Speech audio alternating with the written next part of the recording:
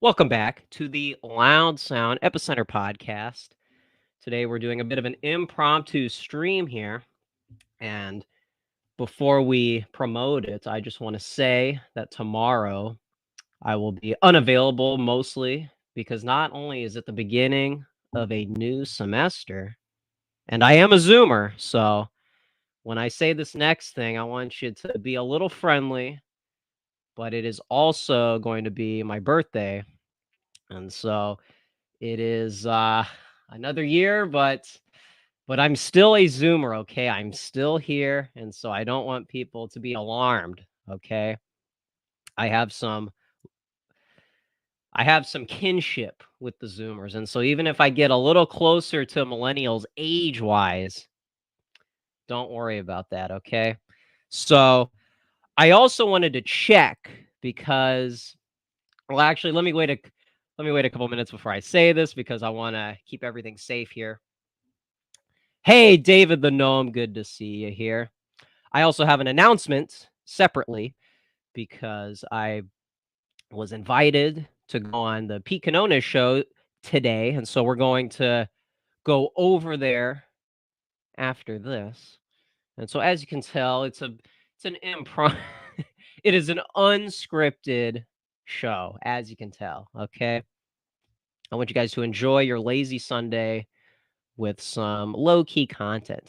Now, I also want to give a shout out to Mr. Patriarch, I think is his what he goes by. But this guy, my goodness, is he stealing? Is he ripping bootlegs of this show? Because I got to tell you, it's looking that way. Okay, I'm not saying this is a real rivalry, but I mean this guy, if you go on his channel, first he's talking about the Christian themes in metal, which is something that I defend because I think that there's some truth to that. And then I check the algorithm, and he's got Mr. McIntyre, Mr. Tap the Sign here, and he's yet again talking about reactionary, this one a little more politically explicit, some of those themes in metal. So, listen, man, this is supposed to be that metal show. Okay, Eddie Trunk was too much of a boomer to continue that metal show. So it's going to take the Zoomers to pick up the slack yet again. Who could have guessed it? So when some of that, some of these older folks, hey, good for you. You saw the concerts in person. You got a little more intimate with some of the, vinyl record stores and Tower Records and this and that. You got all these bragging rights allegedly. And yet when it comes to the 21st century, you can't even drag in your boots across the dirt.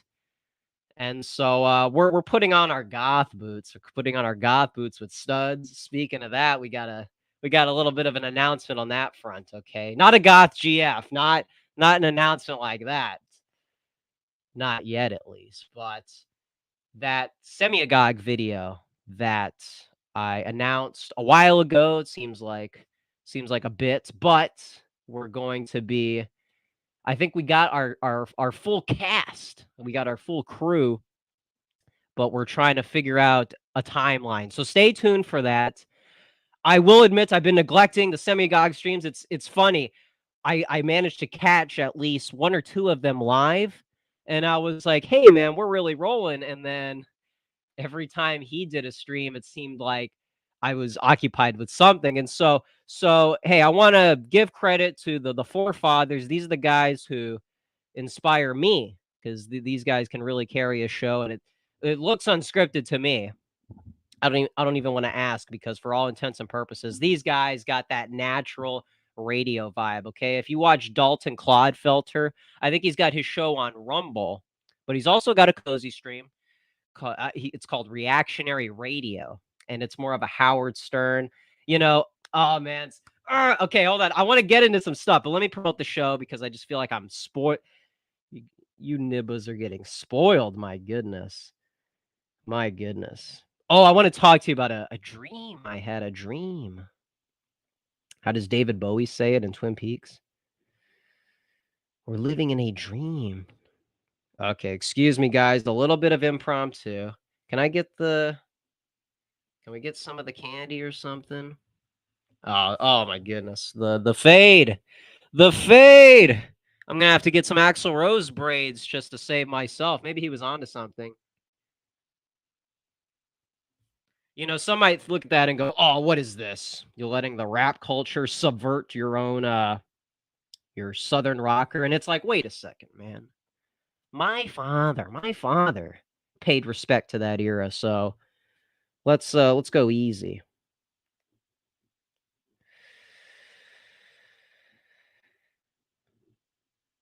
Okay, one second. If there's one thing some of the loyal viewers here know, it's patience.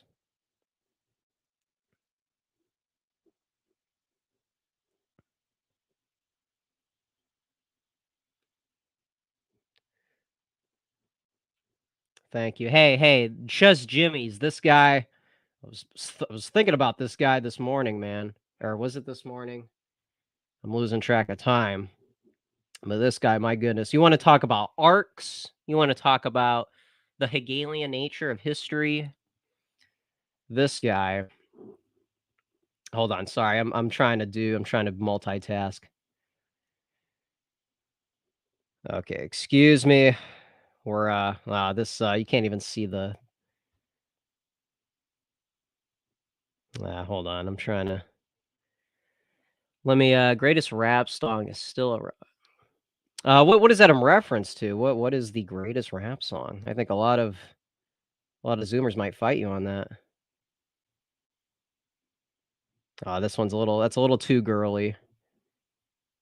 Okay, that's gonna be good. What should the song be for this? If you guys are on Instagram, which I encourage you guys to go on Instagram because you get some exclusive Loud Sound Epicenter content. Just ask. I see he goes by multiple names, so I have to double take Kanye West. Oh, Elon. That's what I'm talking about. I don't know. What are we thinking here?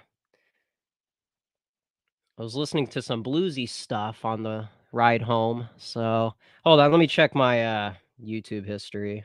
Oh, you know what? Oh no, I already used that song. That gets into my dream. Let me let's do hmm. I want to be respectful to people seeing it too. I don't just want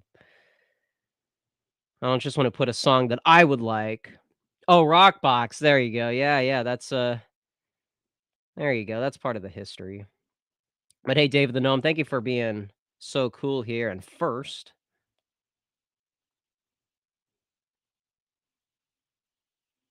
Hmm. I don't know. Well, you know what? That Ramones song has been in my head, Havana. But I want the live version. Yeah, here we go. We got the It's Alive. Here, I don't wanna hold on. Let me mute myself so we don't get so we don't have any hiccups.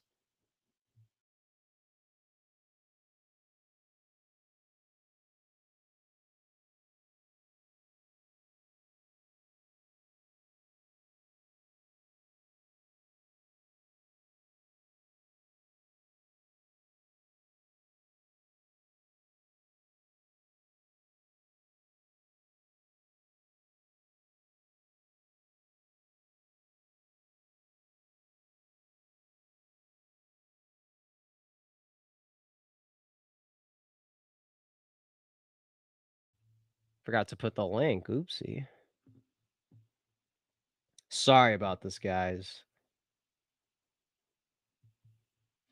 If I could ask for a little more, you know, like GNR, a little more patience. I also, while we're waiting, can you guys verify if the super chat button is working? Because I was trying to tinker with it, and I want to verify if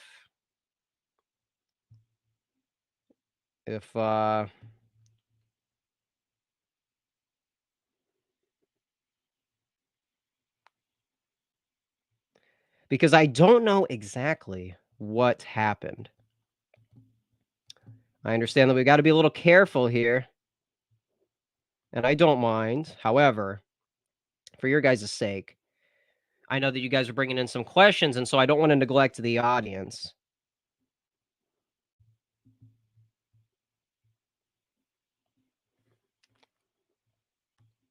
Okay. Okay. Excuse me. Excuse me. So, gotta let me see. Oh, really? See, that's the thing. That's the thing. I was thinking about Elvis and was arguing about this with some friends on Friday. And the thing about Elvis, because the guy was giving me guff. This guy was trying to debunk me IRL, and say that, listen, I know you like Elvis, I know you like the music, but listen, let's just be pragmatic a bit about it, okay? Let's get a little, let's go, let's get a little GE more on you, okay? And just think about the fact that maybe because you have emotional investment, because you really want to hitch your ride on the Presley Foundation, maybe that's why you're trying to project your views onto him, and that's why you try to frame him in this right-wing reactionary Christian way. But here's the thing. For those that read Carlyle, it is important for people to look up to people because we don't see ourselves in the way that the atheists do, okay? The way that the Sam Harris types, this sort of Nietzschean, look at yourself as the hero. Hey, speaking of, we don't see ourselves the way that this broad insists, okay? What a load of malarkey that is. Instead, we are satisfied with our elementary role in the grand scheme of things. Not saying you got to be a, not saying there's nothing wrong with being a whatever, but you look at somebody like Elvis, and I think that that's, hold on.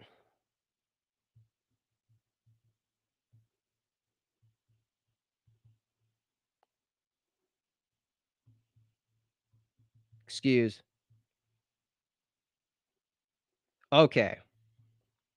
Excuse me.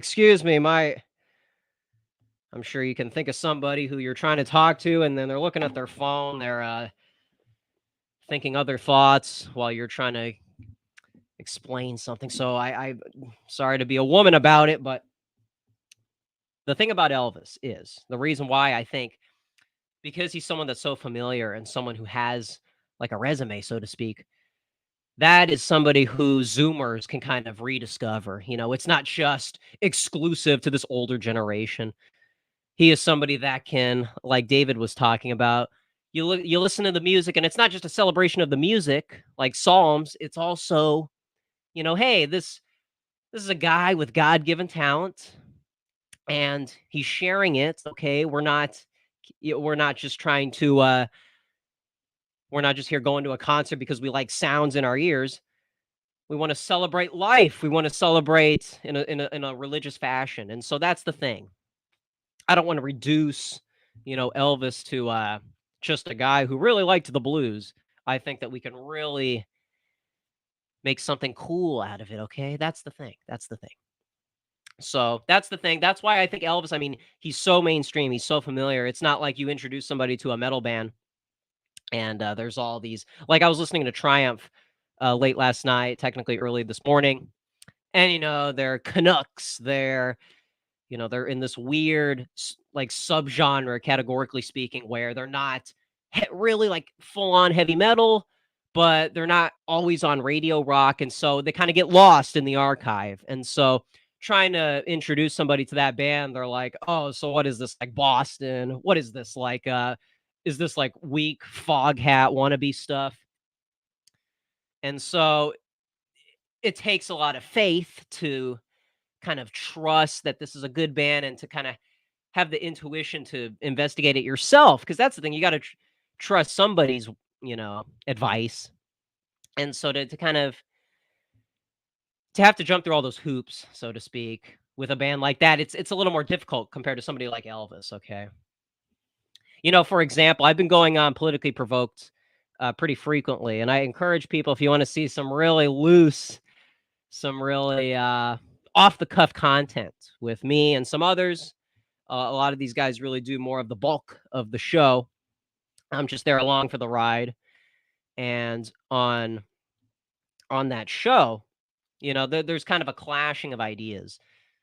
There's I mean this respectfully, okay? I'm not. People like to use this as a dig, but I really mean this, okay? there's a lot of generations on the show. There's a lot of different perspectives, and so like Brittany, for instance, is probably remembers the '90s a lot more than some of the Zoomers do. And so that, like, to try to introduce somebody like Elvis, that would be a lot easier across the generations. So he's kind of like a unifier in that way. And so that's why, what's the big deal with Elvis? Well, it's sort of an example of looking at youth culture. Okay. I've also been listening to the Runaways pretty frequently. And, that's a band who, you like all these young gals. What's the big deal here, Ace? And listen, here's the thing. Okay. Here's the thing. The thing about the Runaways, if you just look at it from a youth perspective, okay, we're gonna get into some of this on the Semi-Agog stream, which is in the near future, so check that out. But the thing about the Runaways is it's basically a ragtag group of gals who got into rock from different perspectives. Joan Jett was into Susie Quattro, Curry was into David Bowie, and if you watch that, I think it's called Edge Play. I think that's where they really show you how it's not just like a bunch of rockers. It's really like some people are coming at it from the glam world. Some people are coming at it from the '50s rock and roll. And so Joan Jett is kind of the continuation of the Elvis legacy. Her albums aren't explicitly glam, not totally confined to a specific radio sound. It's very poppy, but you can hear the Chuck Berry, you can hear the Susie Quattro. And so again, it's not just wow, these girls can really play or whatever. These are young people, specifically young people. And don't interpret that in a vulgar way. I'm talking about, this can kind of galvanize some Zoomers that there was a time where you can just barge into Rodney Bingenheimer and be like, "Hey, look, I got this ragtag group of people and we'd like to kind of have our chance in the industry." And it didn't last long. But then again, I mean, it's young teenage girl hormones. So it's like, look, maybe if it was a group of guys who were dedicated to it, like Van Halen, who was there around the same time. Van Halen lasted a lot longer. Runaways, not so much. Coincidence? Okay.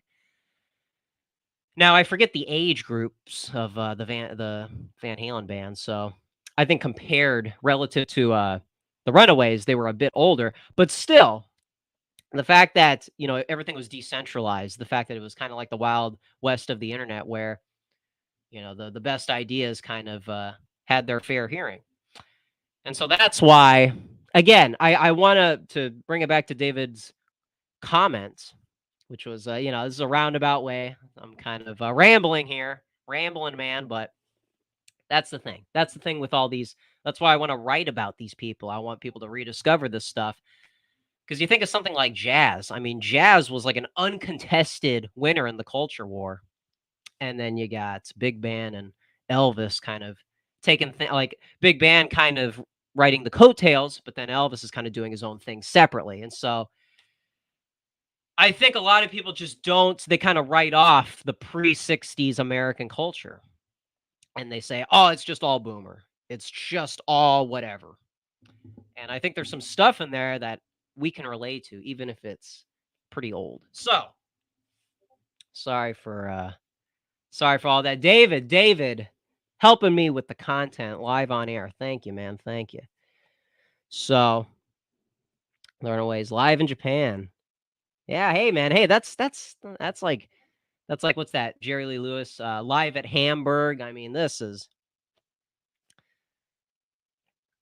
maybe it's that that German work ethic. I mean, maybe you go over there and maybe that brings out, that inspires you. Maybe that's why Jerry Lee Lewis was able to have such a great show. Part of the reason why. But yeah, the Runaways, I mean, that stuff is I mean, even when Curry left the band, here's the thing, I'm not really dazzled by I mean, she's got a good voice, but Curry, when she left the band, the band was still rocking. So that's the thing. That's the thing. And you can kind of see that Joan Jett is kind of the engine, so to speak, for this band. I mean, she's really bringing that Marlon Brando energy, but then also that sister Rosetta Tharpe Susie Quattro. I don't know who else she's listening to. I'm just speculating based off of the solo albums and then some of the direction that. But that's the thing. That's where you can find the identity, and you can kind of Zoomers can take inspiration from that. Like if you're really well read on someone like Elvis, well, you can walk into a room of Zoomers and they won't know that stuff. And so, but take your pick. Take another guy like Jerry Lee Lewis or somebody.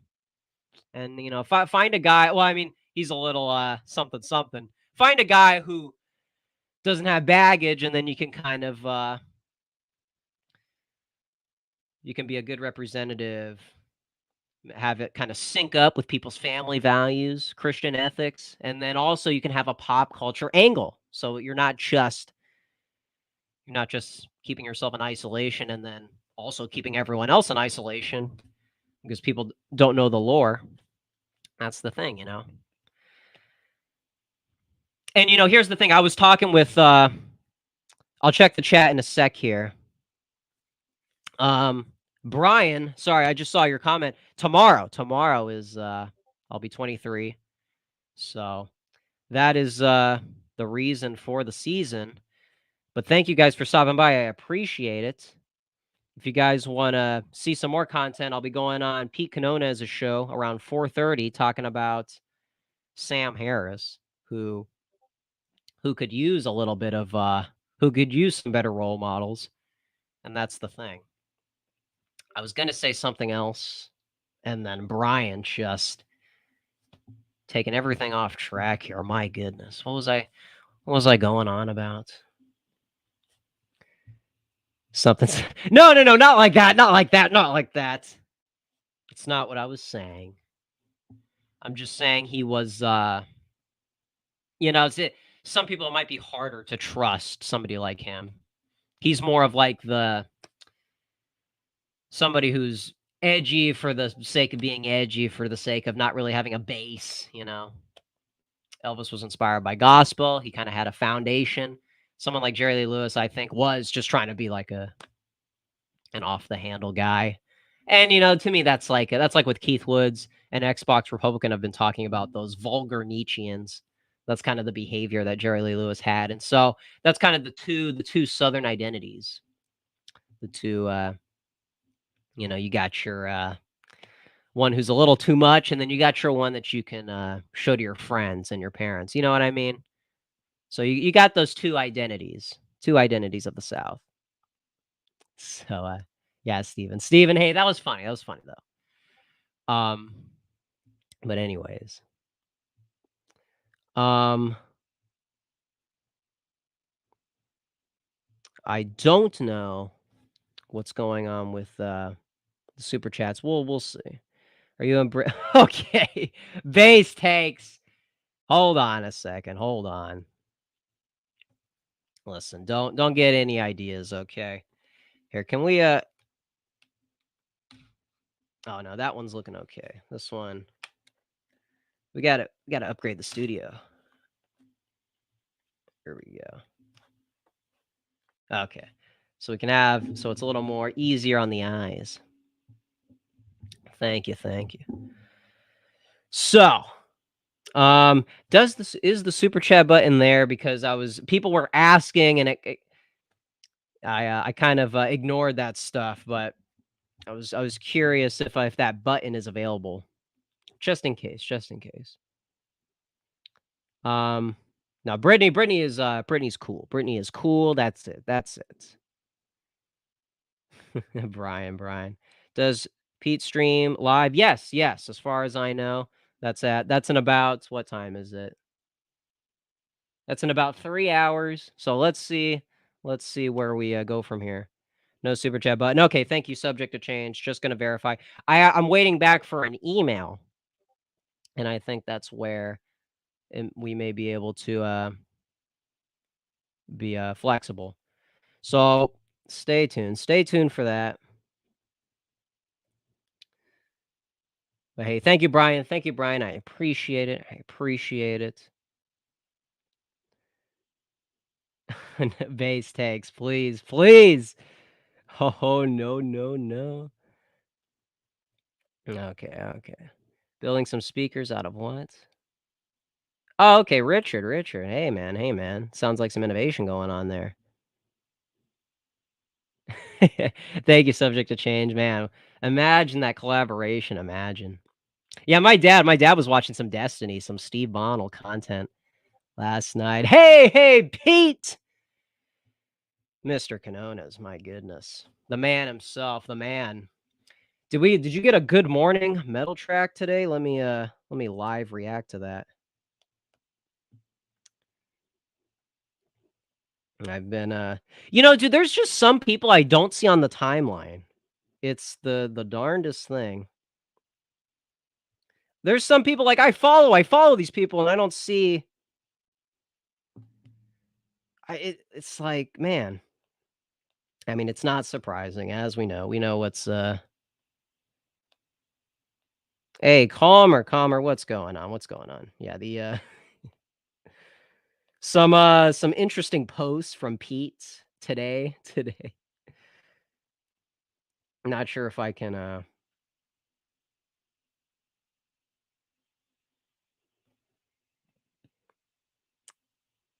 yeah, I like also Pete. Also check out my fellow Hispanic Zoomer, as far as I know, my fellow Hispanic.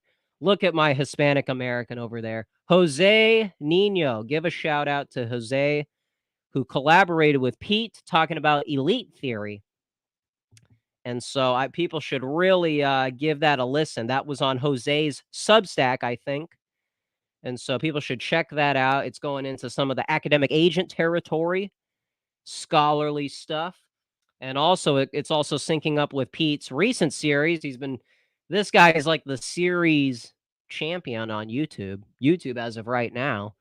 But Pete's doing, of course, the Thomas Nuremberg history, Nuremberg legacy, influence, World War II stuff. And then he was doing some stuff with Paul Fahrenheit.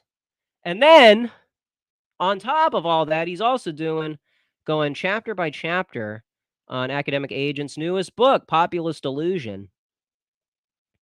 And so this guy, man, the content never stops. The content never stops. Eddie Trunk gets older and older, and the content just withered away, disappeared in the wind. And Pete Canones says, listen, man, been around the block, also an East Coaster, fellow East Coaster. And he's like, listen, Trunk, you want to go after the youth? You want to keep your stuff alive? You got to meet them where they're at. And so you got to keep making content. Just keep going. And there's plenty of up and comers right now. So take advantage, man. Take advantage. These guys, we got to share the wealth. Huey Long style. Share the social capital. Share the intellectual wealth, so to speak. So that's the thing. Pete is I don't know, man. I don't know how this guy gets enough sleep. I mean, I can barely catch up with Politically Provoked. I go on there just to have fun, and it's exhausting. I'm literally falling asleep sometimes. So if you want to see some sleep streams, go on Cozy and you might see me with my head down. That's worst case scenario. It doesn't have to be that way, but another episode with Thomas tonight. Let's see, this is what I'm talking about. Recording in my goodness. Ace, what does it mean to double tap? Yeah, double tap a Kramer. That's an old Edward maneuver there. Because Kramer guitar, I think, was one of the first guitars that Eddie sponsored or gave a shout out to. He associated himself with. And so, of course, Edward is always double tapping. That's why if you listen to Killing Machine, which was Judas Priest, released in 78, Glenn Tipton is doing two-handed tapping, okay? Coincidence? Eddie puts out the Van Halen one, and already you got Judas Priest. And then if you listen to Painkiller, I think it's Between the Hammer and the Anvil, two-handed tapping on that. And then I think Ram It Down also has a two-handed tapping solo as well. That's my favorite solo from the band. And I think that's my favorite song, honestly. I know Ram It Down doesn't get a lot of love because it's sandwiched between Painkiller and another infamous album. So, but that's the thing, man. That's the thing. The influence, the Edward influence. That's the thing with Elvis. It's not just I don't think it's just a personal thing. These people, just like the next academic agent book is going to be talking about all the people that were trying to look into the future. And so you look at some of this history, you look at the way that Carlyle kind of talks about history and the great man, the American Caesar. There's a lot of those similar figures in music, okay? And they should get credit, okay? Some of the Zoomers should listen to this stuff because they take it for granted. And they're not going to get good music if they don't pay respects to the legends, okay? That's the thing. That's the thing. Who else? Who else? You know what's funny? Some of the older people in chat, if you listen to what is it? What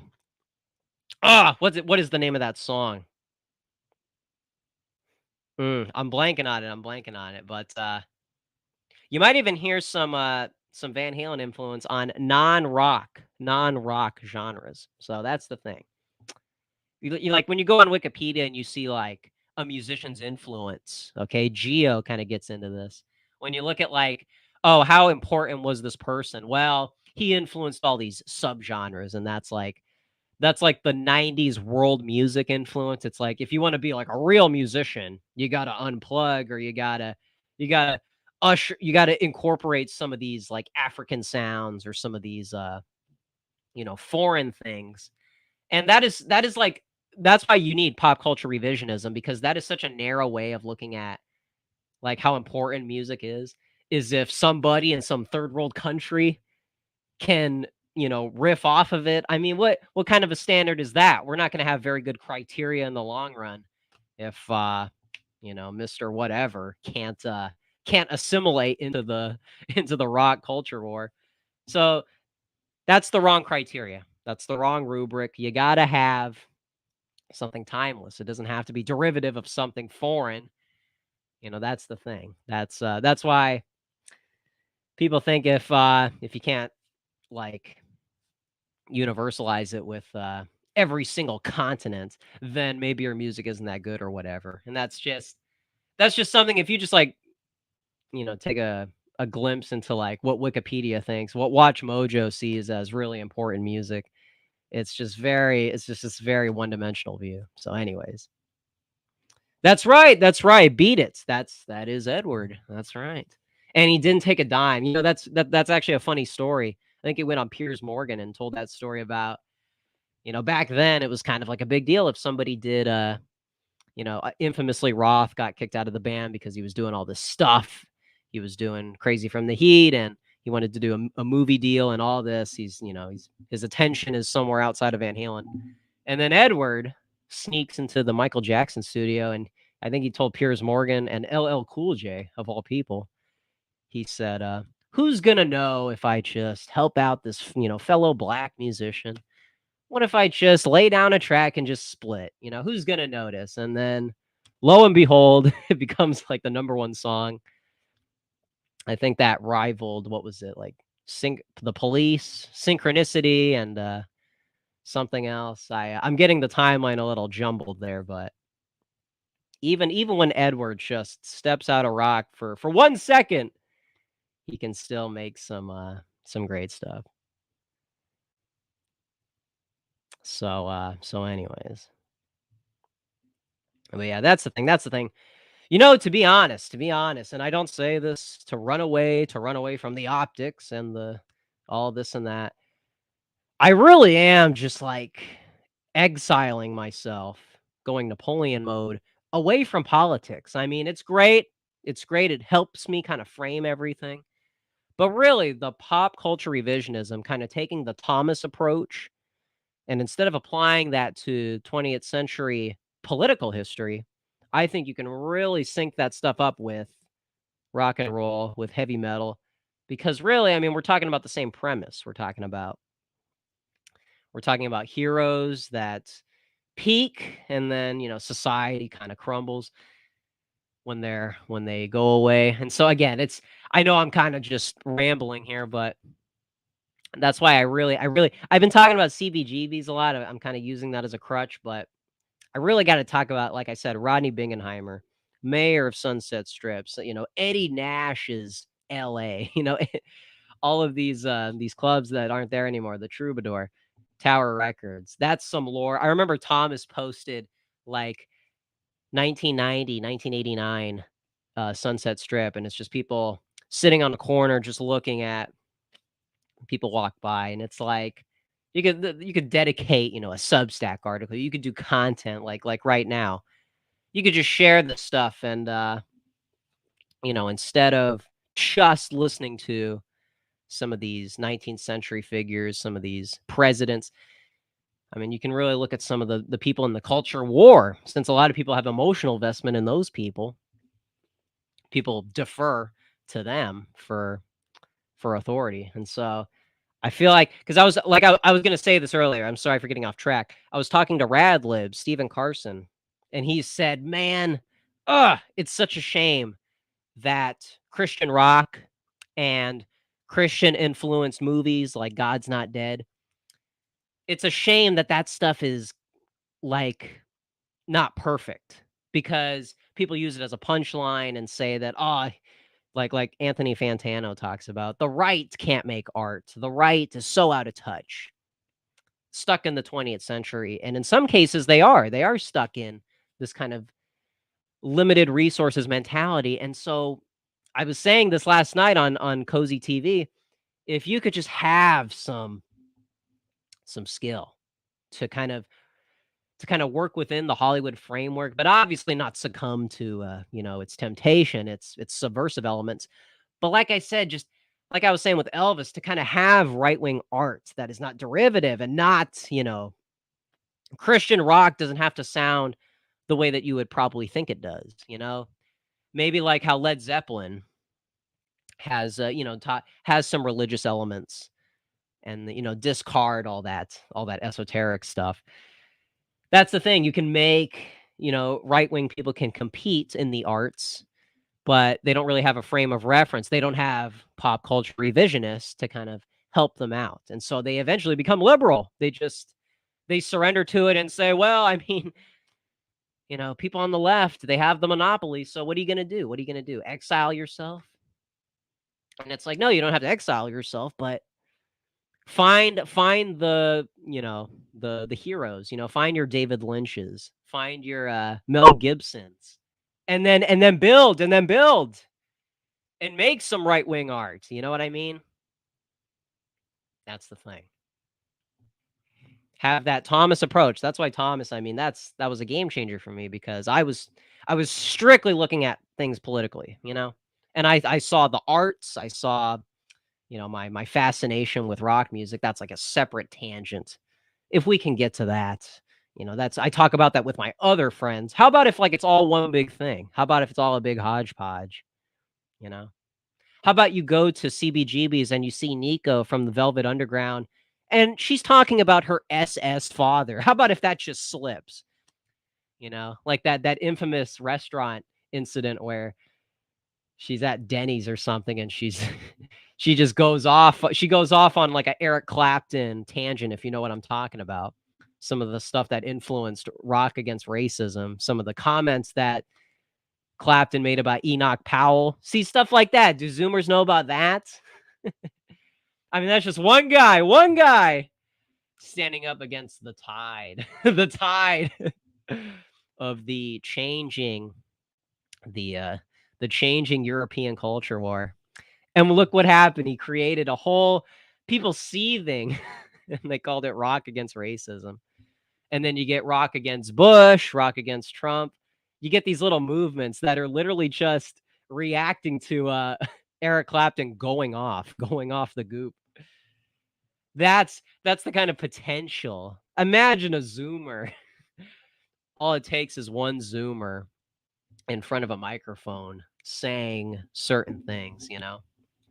Like that scene in the Elvis movie where he plays Trouble, and it's kind of cringe. They make it an anti-Confederate, anti-segregation speech. But imagine you're young Zoomer Elvis, and you're like, you know what? We're gonna play some rock and roll, but we're not gonna be hippies. We're not gonna be counterculture. We're not gonna be the Beatles. We're gonna be Eddie Cochran. We're gonna be Gene Vincent. and the Blue Caps. And that's how we're going to get down. Imagine.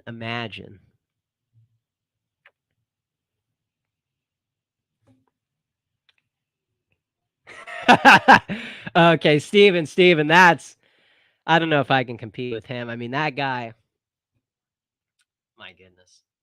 Think about the idea of like Mel Gibson was Mad Max, okay? And then he's like Goofball, Bird on a Wire, What Women Want, Lethal Weapon. You got all this silly whatever, okay? And I'm not even disavowing it. I'm just saying it's like a separate genre. But he does all that, okay? He goes through Hollywood and he's basically just one of the guys, one of the regulars. And then 21st century. Is it a coincidence that it happened in the 21st century? The change, the identity shift, okay? It's like a David Bowie new character, you know? It's like, I'm not just going to be another actor. I'm going to make Passion of the Christ, and then church, like they play that at a church, you know? It gets the approval of Christians.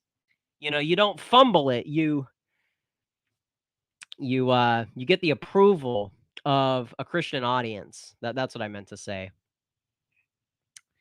Instead of saying fumble. Excuse me.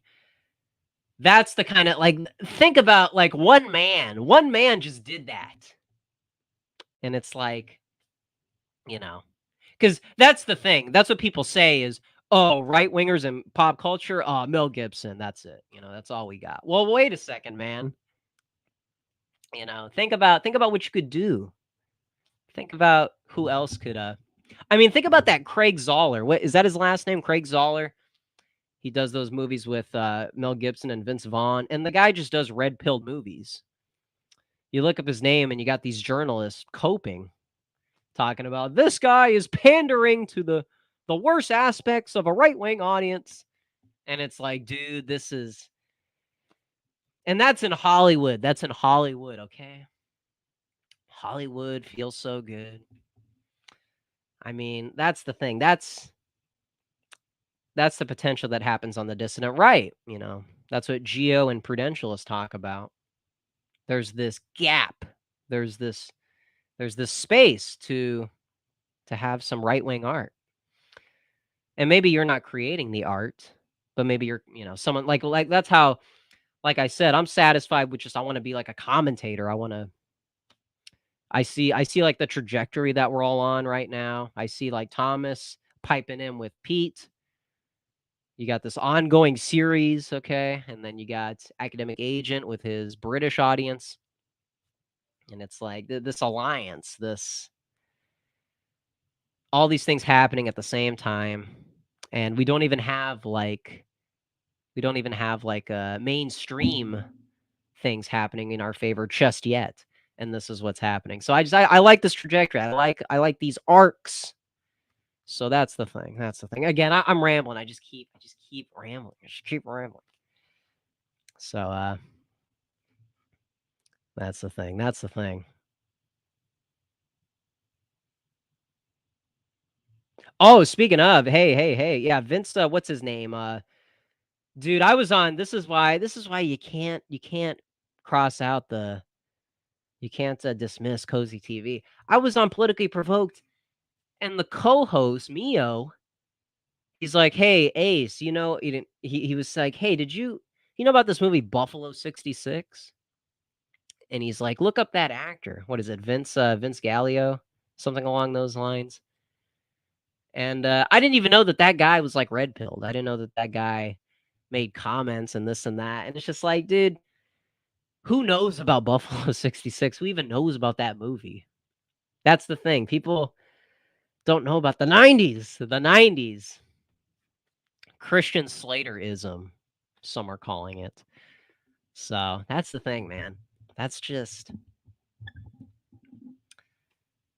Anyways, I'm easily amused. I'm easily, you know. I just want to be a disc jockey. I just want to go back to 90s disc jockeys, the Rush Limbaugh era.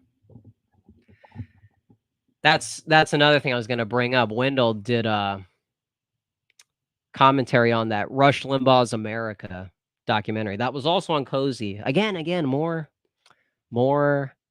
good content on Cozy. And this, I mean, just that arc of Rush, did skipped prom, didn't date girls in high school because he was working. He was working on his radio gig. And then he gets to the point where like Bill Crystal knows about him and he says, "Look, that disc jockey stuff, it's not really my kind of cup of tea." But, he is part of the conservative movement. And you got somebody like Rush, who to me was never like a academic or anything like that. And he gets the attention of Bill Crystal saying, "Yeah, you're part of the conservative movement." Yeah, we'll let you in through the gate, Rush. And he kind of got bought off by the Bushes in a way. He kind of he was establishment. But again, I'm talking about, this is a guy who did not start in the political space, and he got he got barged through the doors of the political arena because he was such a force to be reckoned with in the pop culture. I kind of see that, McIntyre making inroads with Michael Knowles, and who else? Wasn't it Alex Kashuda? I thought there was someone else mainstream that he talked to. That's the thing, man. These inroads, these coalitions are looking pretty cool. Looking pretty cool, And maybe we can avoid some of the fusionism hiccups that were happening in the 80s. That's the big concern, is when you have a big tent that's a little too much. But again, I like this optimism. Now is not the time to be black-pilled. Now is not the time to say it's over. We're back. It's over. It's over. We're back. It's over. We're back. That is true. That is true. But right now is the good times. I'm telling you. And right now, I mean, some of us are still on YouTube, if you can believe it. So that's the thing. I welcome what's happening right now. So.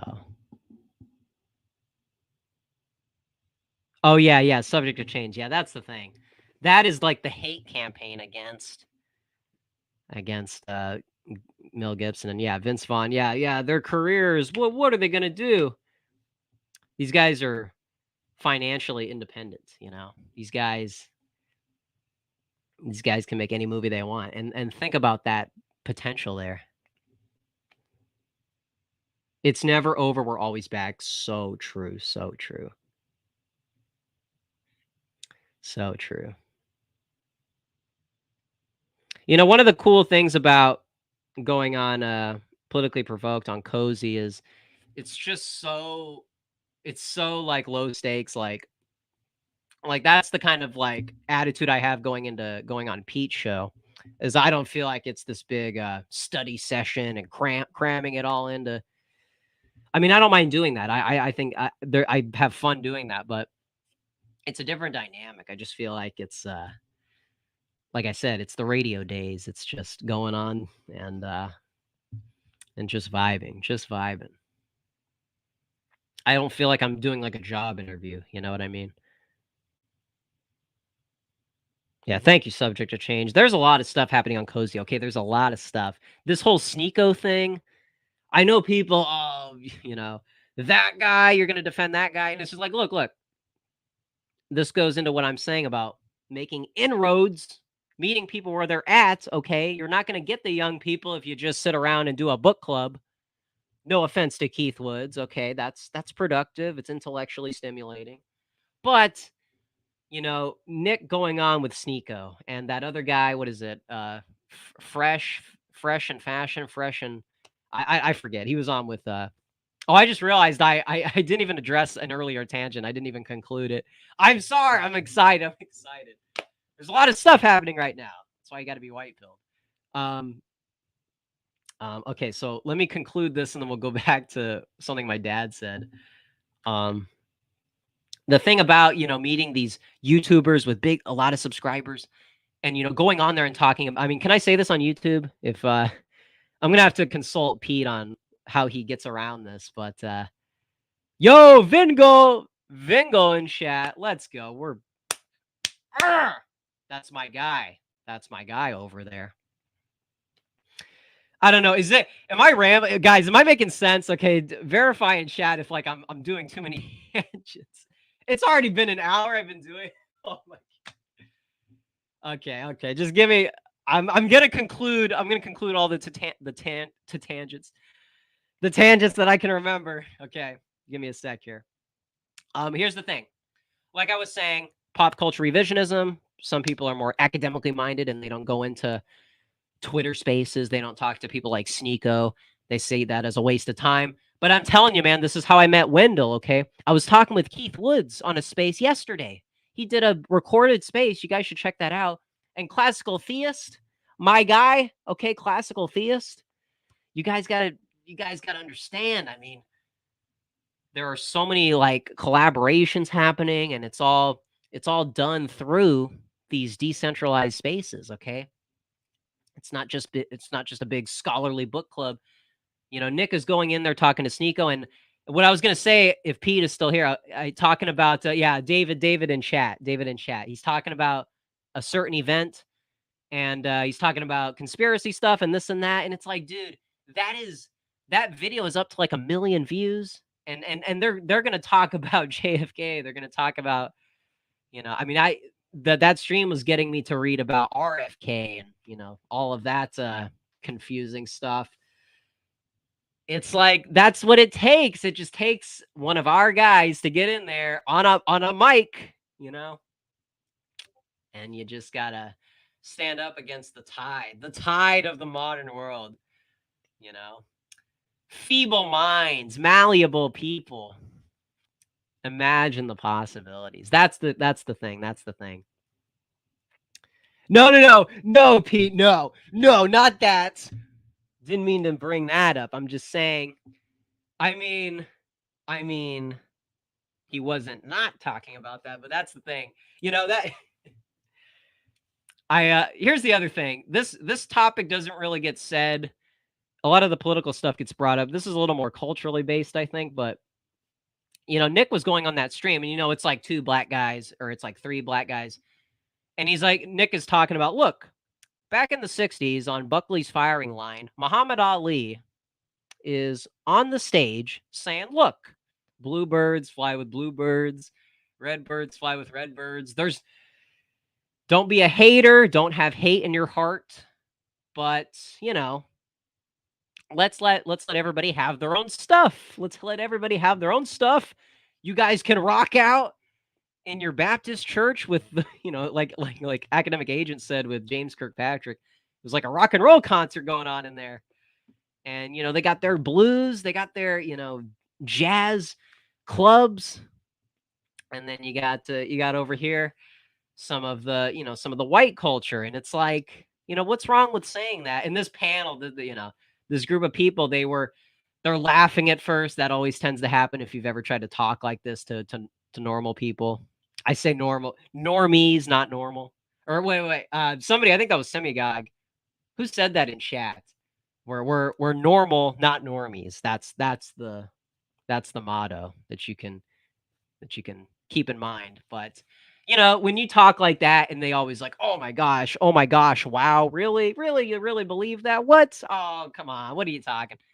But then you just say like what is wrong with, I can go over to this neighborhood and it could be a jazz free for all, and then you go over here and there's some other cool stuff. It's like a hodgepodge. Okay, it doesn't have to be hateful. It doesn't have to be people at each other's throats. War of all against all. Let's just have let's have our little districts. Okay, let's not have red districts. Okay, we don't want red districts, but we want our little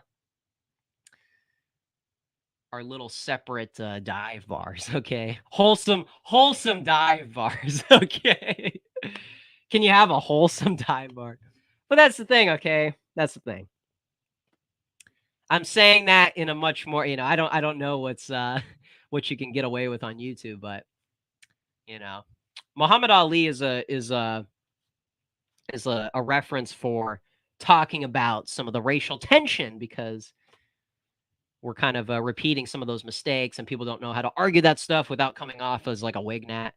And when Nick is talking to these, Sneeko and all these characters, it's a smile on his face, chipper and jovial, chipper and juvenile, but it's so lighthearted. I mean, that's the thing. That's how you're gonna win people over, is when you're not so serious.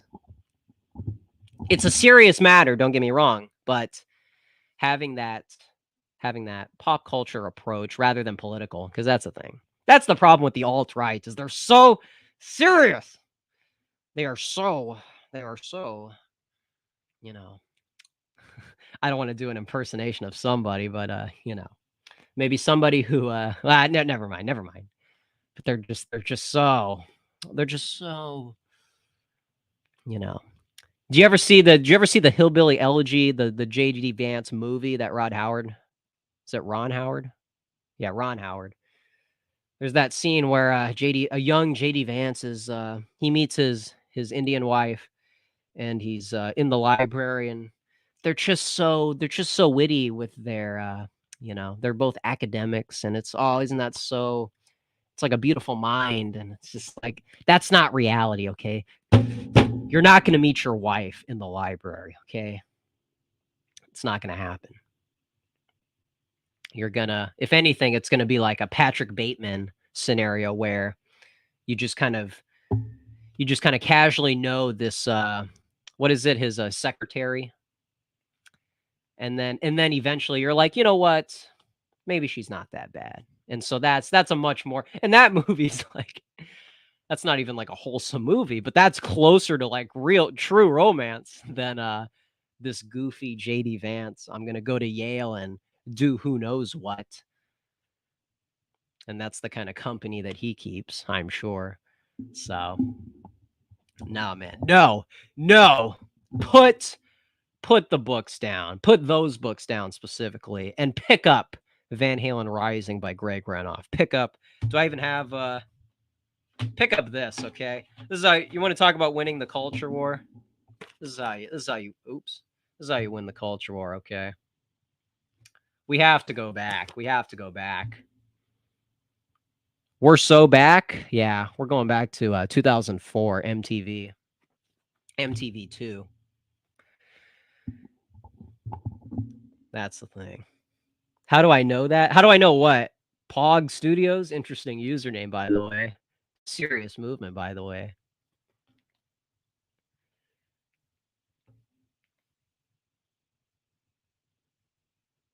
How do I know what? Get a little more specific there. Wendell's in a stream right now. I'm getting FOMO, but that's okay. We'll cross paths another time. Pog Studios. Attention, all Pog Studio members. It is Pog Studio night at the White House. Tell me. I have so many great books, but not the attention span necessary to actually read. I know, dude. I know. It's overwhelming.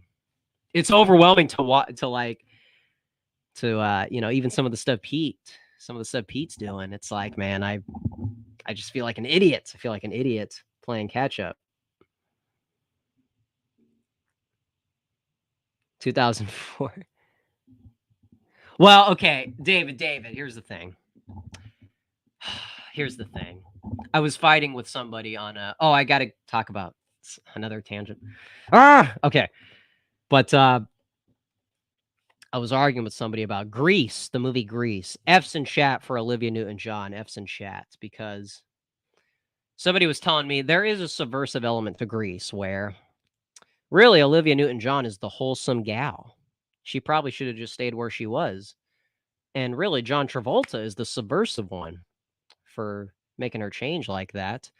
But again, I feel like we're misunderstanding the leather look. The leather look doesn't have to be counterculture. I mean, counterculture, it doesn't have to be decadent, okay? leather jackets today seem to mean BDSM and 50 Shades of Grey, the gay culture. Wasn't always like that, okay? It used to mean Marlon Brando. And when Elvis wore the 68 comeback, wore that on the 68 comeback, I don't see that as this is anti-Christian. I don't see it as it's in line with the hippies. I see it as, hey America, like his Nixon visit to the White House. You guys are listening to this hippie music, the Beatles, the Rolling Stones. Let's get back to what rock and roll really was, which was this 50s Gene Vincent, Eddie Cochran style. And so he came back, and he even says that during the concert. He's talking about what is rock and roll. It's rhythm and blues and gospel are the influences. And it's like people just assume because today you see a leather jacket, you see a goth girl. You see a goth girl and you're like, "Oh my gosh, is there redemption for people who wear studs and chokers and stuff?" And it's like, look, just remind them that back in 2002, what it meant to be a goth girl was wholesome. It wasn't rebellious, okay? You weren't rebelling against authority. You just wanted your own space as a part of the youth, okay?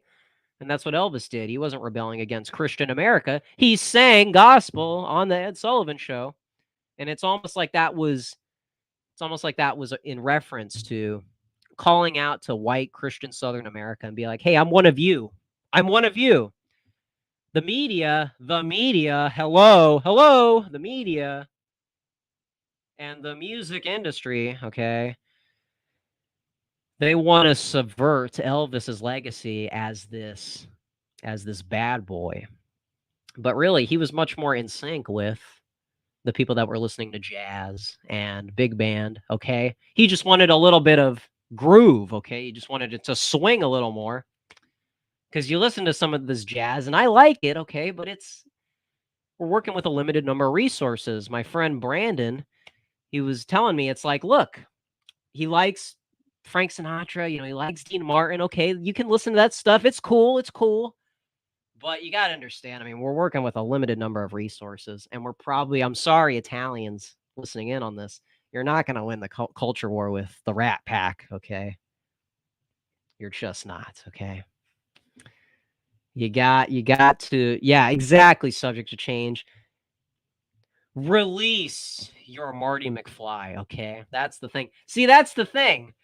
Marty McFly in Michael J. Fox in two ways, okay? Family Ties, he's kind of like the proto-Zoomer.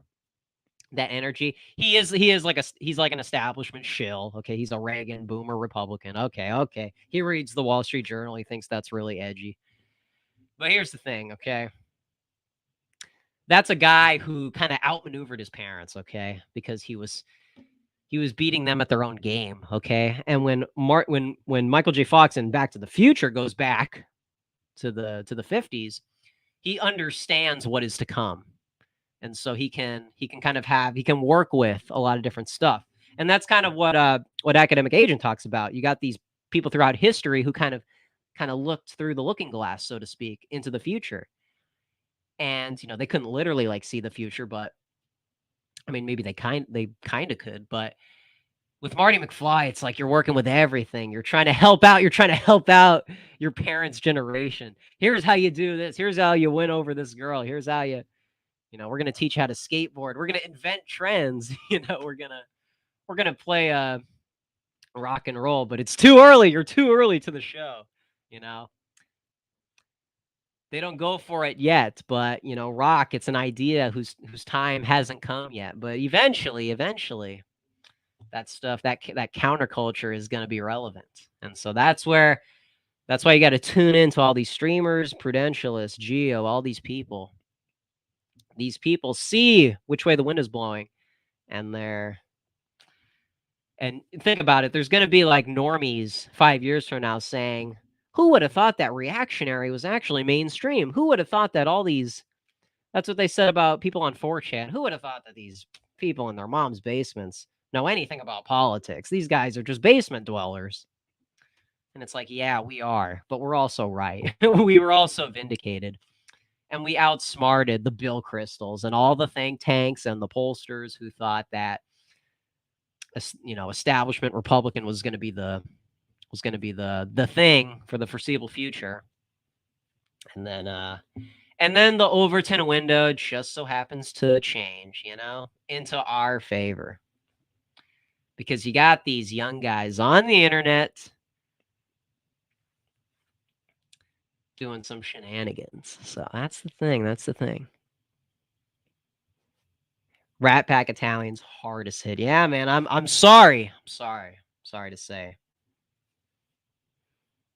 Fuentes.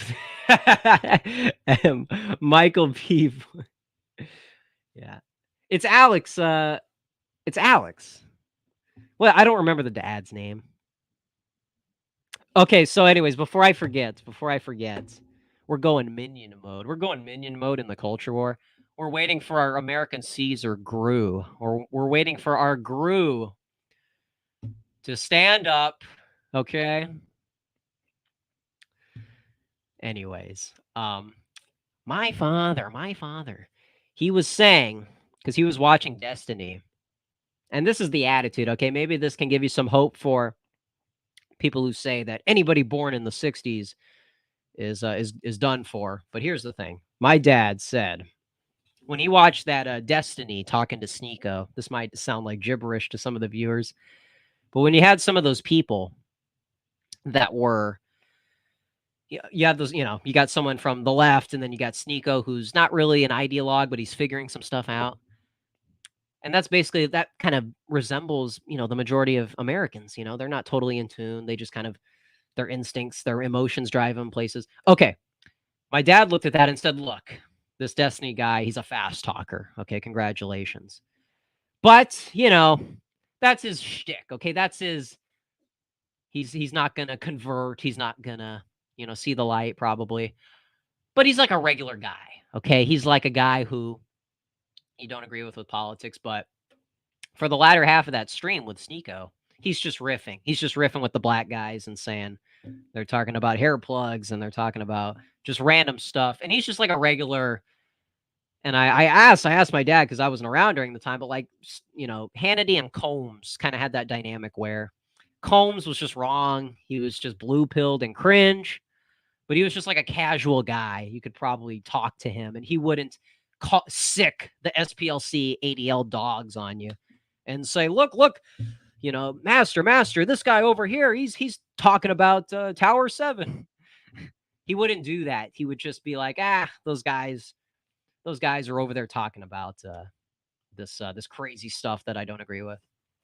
And that's what we have to return to. We have to return to the crazy callers on radio shows that would just go on and basically do what happens in a cozy live chat. Just go in there and you see people threatening to kill each other, threatening to do certain things.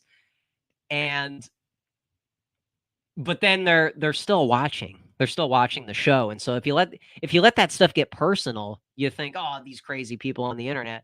But like, I'm unpolitically provoked and people are saying a number of adjectives towards me. But then by the end of it, we're talking about David Lynch movies. We're recommending stuff. We're trying to make sense of some of the pop culture revisionism. And it's like, you know what?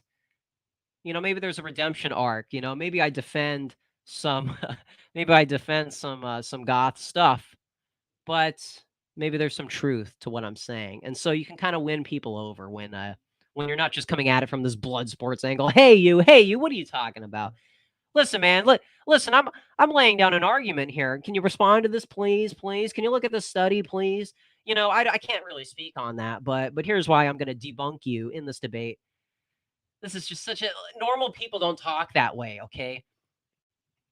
And I don't want to, like Sneeko was talking about how he met somebody who his entire brain is just derivative of Twitter. He just talks in tweets.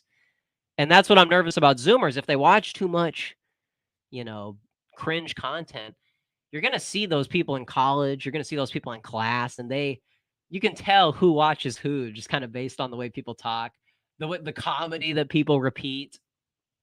It's Sam Hyde talks about that a lot. These people are just it's reality TV brain. You gotta liberate them, get those shackles off of them and send them over to Cozy or whatever. Just I mean to Sam Hyde would be an improvement. Just anything. Get them off of this sitcom humor, this these people that laugh at commercials. It's so that, that's what I'm talking about with like the pop culture angle. You can't just come at it from a political perspective. So he's been posting a lot of simping for Brett Cooper. Okay. Hey, that's exactly what I'm talking about. Wendell, if you watch the Wendell show, I think it's like two or three videos back. It's Buckley, the CIA, and why the youth is cringe. That video, Wendell talks about Brett Cooper, and I don't really know who this person is. I saw her like once on my feed, and it's a girl, right? Or I don't know. I don't know the backstory, but Wendell was saying how she's like a streamer, and she responds to politics. She's like Hassan Piker. She's like one of these casual types. And that's kind of like what's Destiny, Steve Bonnell. He's just like a guy. He's like a streamer. He's not really that totally political. He's kind of all over the place, which is where we should be. That's how we should compete. But anyways, Wendell was talking about how this Brett Cooper, it's not just she's cringe. It's not just she's I hope it's a girl, because Brett is like a guy's name. I don't know. I'm sorry. Whatever. This person Cooper is they're see, I don't want to do the they them thing. Now I'm whatever. Brett is this person is looks harmless. She's just making videos, What's the big deal? And Wendell was saying that's exactly what Populous Inc. does.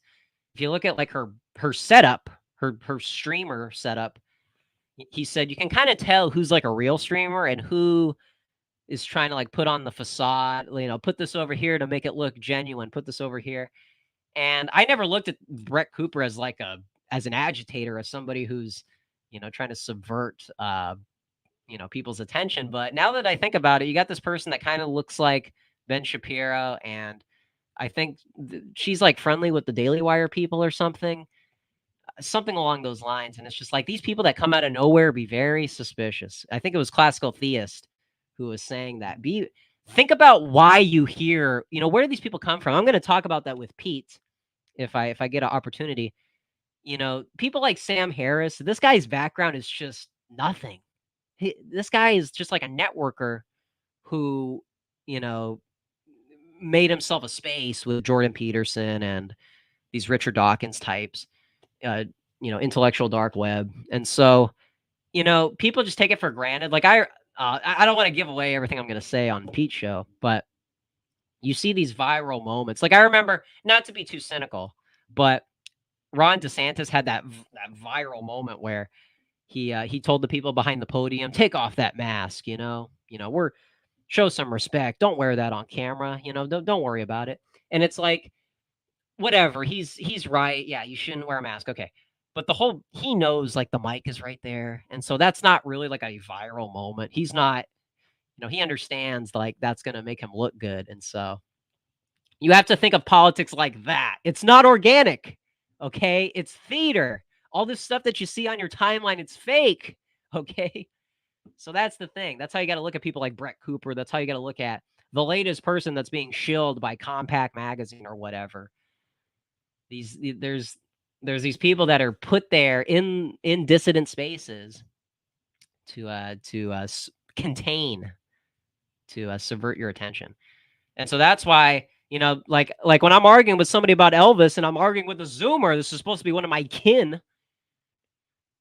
I got to say, look, man, you're listening to, propaganda. You're listening to this boomer mindset, this boomer truth regime.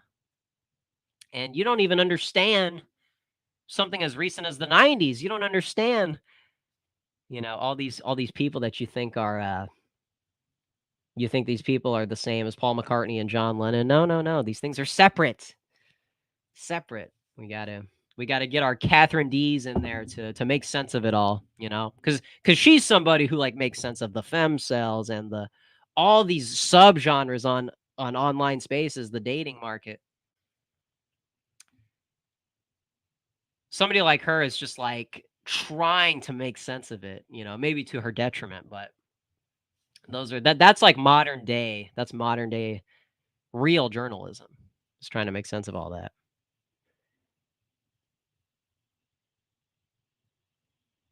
Yeah, the green screen possibilities. Yeah, dude. Yeah.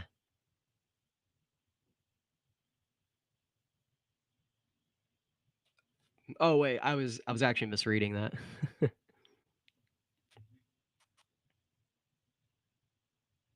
Yeah. The green. Oh, okay, yeah. The green screens. Yeah. Well, hey, I was speaking of. I was thinking about upgrading the studio. Yeah. Well, hey, man, it's kind of like a Keith Woods video. You're just kind of you're in your corner of the room, and then you just want to talk about philosophy. There's that's more authentic. I mean, when you're talking to your friends, when you're talking to regular people, that's you don't have this background. I mean, there is something kind of fake about I'm in my studio. Here's my microphone and here's my setup. I got my laptop to look at the chats, and it's like you're not Tucker Carlson, you're not a cable news tycoon. You're just, stay in your lane. You're a commentator. You want to That's the thing. Yeah. No, David, I hear you. I hear you. That's just a little tidbit.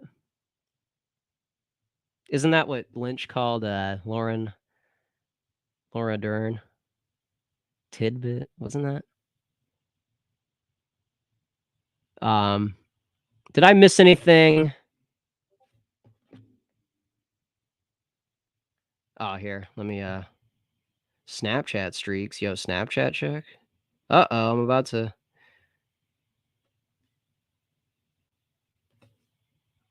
Uh-oh.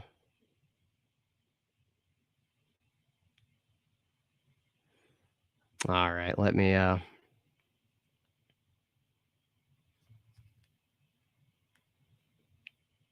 so many.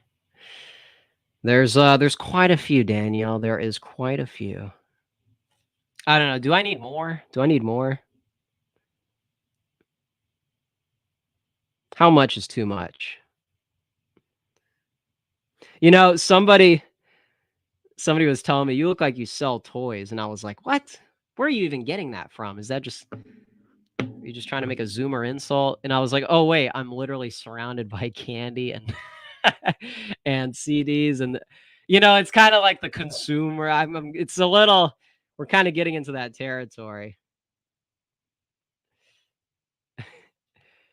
Maybe I need some Funko Pops. My dad almost bought an Eddie Van Halen Funko Pop, and I talked him out of it. Okay, that that is the Zoomer.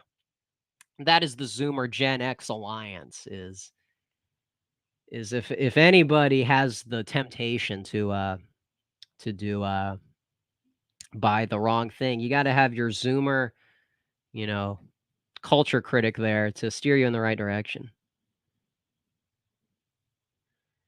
Fleetwood Mac rumors gave Thriller a run for its money. Yeah, Fleetwood Mac, the a band that was ruined by Stevie Nicks, and that's the real woman question. Yoko Ono. There was another one. Nancy Spungent. Who are some others? A lot of agitators. Okay, a lot of. There was another one I was thinking of recently. But then you have your Priscilla Presleys. Then you have your. That's the thing. The thing is, it's like you can't have two people competing. It's like Lennon and Yoko. It's like they're both trying to be musicians. It's like, Priscilla Presley was like she's like doing her own thing. And well, Nancy, I don't know if Nancy was trying to be a manager, but that kind of influence was a little counterproductive. But yeah, Fleetwood Mac is the if Kira gets in here, I'll try and make sure I'm I'm not blowing smoke. But I think Fleetwood Mac Rumors is the ultimate white girl album. Maybe Danielle can verify this.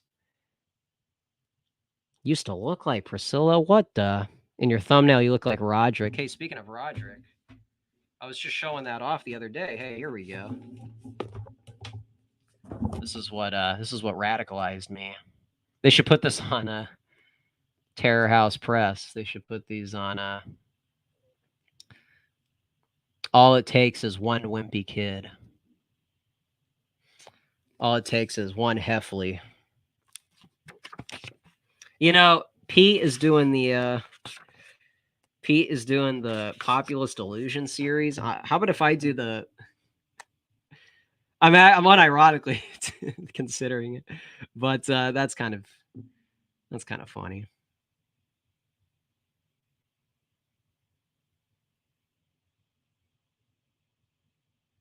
Anyways, yeah. First of all, let me get something straight. This is a journal, not a diary. Yeah, that's true. He spaces out. Hey, by the way, how many spaces were there in the? Because there was not to spoil the book, but there was a reveal at the end. Call it a twist ending. Okay, no. Yeah. There's some you have to fill in the blanks a little bit with the final thing. I was gonna try and have project my own views on it, but I don't think I can pull that off. Ultimate White Girl album is a good mark. Yeah, well, it just is, you know. It's can never really get into Fleetwood Mac. Yeah, see, that's the thing. They're just, I mean, it's just because she's got the top hat and I don't know. But I mean, I don't know. That sound is kind of it's dire. GC Myth. That's quite a statement. It's quite a statement, GC. Man, my stomach is what is happening here? Should I do some mukbang right now? Yeah, well the thing about Fleetwood Mac is that sound kind of it's kind of like the Velvet Underground sound where it's not totally dated and so you could reappropriate it for each generation of young girls. You know, you can't show Boston to somebody outside of the 70s. It's just so the keyboards and just look at the singer's hair and this and that. It's very that sound is so distinct. But with Fleetwood Mac, it kind of has that different quality. So I do kind of get the appeal, but you know, hey, Peter Green was like a blues guy, and then you got this broad turning it into radio rock. Talk about subversion.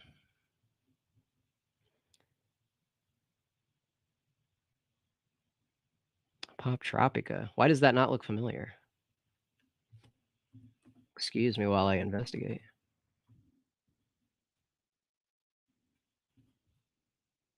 Yeah, you guys got to help me out here. Is that the Nickelodeon blimp? Man, maybe I'm not looking so good here. I don't even know what this is. Something about islands or something. Interesting. Mix the Skittles and the M&Ms. Ah, I don't know. That's a little too hardcore. Taylor Swift. It's yeah, I guess so. Maybe that is kind of interesting, the appeal of Taylor Swift. It's kind of like the Lana Del Rey appeal where it's so white. It's so even in the 21st century, I mean, as much as they like to kind of run away from that identity. I mean, look at some of the people that, you know, they look up to all these kind of Southern Belle aesthetic. That's the thing. That's where you got to meet people. That's why Elvis isn't totally foreign. You know, that appeal is still there. That Southern appeal. So I don't know. I don't know though, because some of that, maybe not so much Lana, but Taylor Swift, that's very modern. I don't know. Where does the country end and the pop begin? Maybe there's some maybe one's kind of overpowering to the detriment of the other. I don't know. But Taylor Swift is pretty blue-pilled, pretty, it had diary. Oh, okay, okay. Well, somebody said Roderick. Speaking of.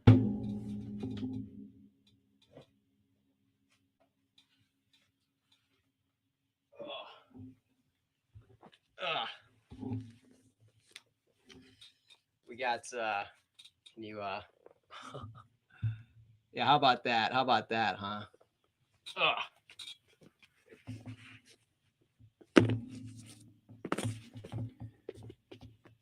You want to know the ugly truth? You want to know? I think I'm missing some because there was more after I graduated from elementary school. And then you got the movie, and then you got the movie, you know. That's the thing. What's her name? Who's the girl from Chloe Mortez? What's her name? She's kind of like she's the snobbish intellectual of the high school, and it's just, you know, what does she say? This place is an intellectual wasteland. Does anyone remember the trailers for that? I remember there was a big billboard outside of the McDonald's in my area. Hey man, that's nostalgic, okay? Yeah, the Taylor Swift browses 4chan. Yeah, okay, okay. Maybe there's some hope. But yeah, she's. What was that character's name? I don't think she's not even in the book, I don't think. They brought in a whole new character. Yo, media hits. Media hits. Chloe Grace Mortez. Thank you very much. Thank you. Yeah, I don't know. She is. I do kind of like that whole, she kind of knows the high school inside and out. She's kind of like a critic. I kind of like that part of her, but I don't know. She's also like a journalist, so that's kind of a red flag. I don't know. What's our stance on the and she's not even part of the book, so she's kind of like a diversity hire. I don't know. Maybe. Well, thinking really hard about that. Thinking really. Wait. Here, I'll just put it up.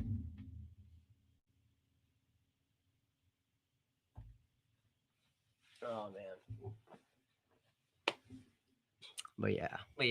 But you do kind of need like a critic like that. That's the thing. Like the Heathers girls. You know, what we like about them is that they're elitist. The elitism is cool, but they're cringe. So you kind of got to separate that. You want your Veronica Sawyer to be the real voice of reason in the high school, but instead you just get all these mean girls. You get all these because the way that the hierarchy works is it's like the best looking. That's fine. That's fine. We can keep that. There is kind of like a Greek. Um, it's kind of consistent with like the Greek culture, but when you get like these airheads that also want to be elites, it's basically what the distributist talks about with the theater kid, occupied government, the HR department. That's kind of what, and I think they passed that law, that federal law with the HR department, where like those types were able to infiltrate, the intelligence agencies and all these government spaces. That I think that happened around the same time that you get some of those '90s archetypes, those '90s, Clueless, Heathers, and all this what have you. But I don't know. I don't know. You can tell this is my birthday stream because it's just this is what I think of when I'm not on camera. Now I'm forgetting I'm on camera right now. This isn't even a show. This is just how I am. So how can Yeah, Chloe Mortez, she kind of has like a reactionary impulse, but she doesn't really identify with it. And so I kind of like that part. Oh man. Yeah, and I'm not even keeping up with the chat, so this is really just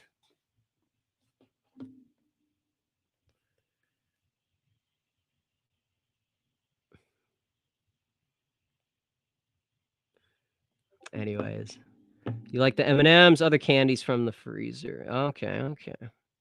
Karen from HR needs to speak to you in her office. Yeah, every time. This new semester, I might have to go to the principal's office. It's gonna be like Ferris Bueller. My teacher, my principal's gonna be running around my house. He's gonna run past the desk, and I'm gonna have it jerry-rigged so that I'm in bed. That's so cozy. What's her name? Sloan. She's got those Ozzy Osbourne. She's got that 70s with the flare off of the arms. You know what I'm talking about? What do you call those? I don't know what that look is called. I've just always liked it. The boys were scared to buy those books because they thought it meant they'd be wimpy kids to be holding. Oh, wow. See, hey, man, there's your cause and effect, supply and demand. The emo girls knew Stevie Nicks. Yeah, that's the thing. See, it's not like Elvis is too old for some people because Stevie Nicks can still be relevant today. So you can still have some of those figures. Anyways. This is going on my oh no. Mutant. Don't get this part. No, please. I wonder what Mutant's gonna like about this video. What is Mutant gonna like about this video? Sour gummy worms, Kit Kats from the freezer. Tassel jacket. Is that what they're called? Leather tassels. Okay, thank you guys. Thank you. I got to talk to Kira about that because I like to fight with her about the fashion. You know, I said fashion because there's some stuff that I think can be defended, but it's kind of ambiguous. Fringe. I think I said cringe. Wasn't the principal from Ferris Bueller? Oh, I don't know. I don't know about that. I don't know. Did I miss anybody? Kind of want to do some mukbang if you guys don't mind. She works for Ben Shapiro? Bruh, that's cringe. So I mean, do we even need to know anything else about her? Brett Cooper is a plant, just like Claro. She's a plant, an industry plant, you know?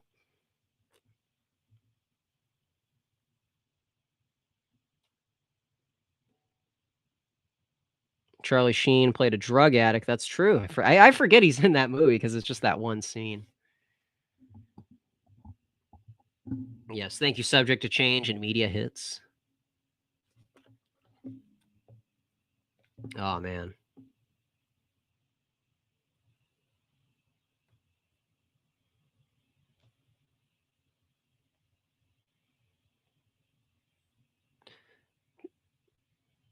Oh, it was... Uh-oh.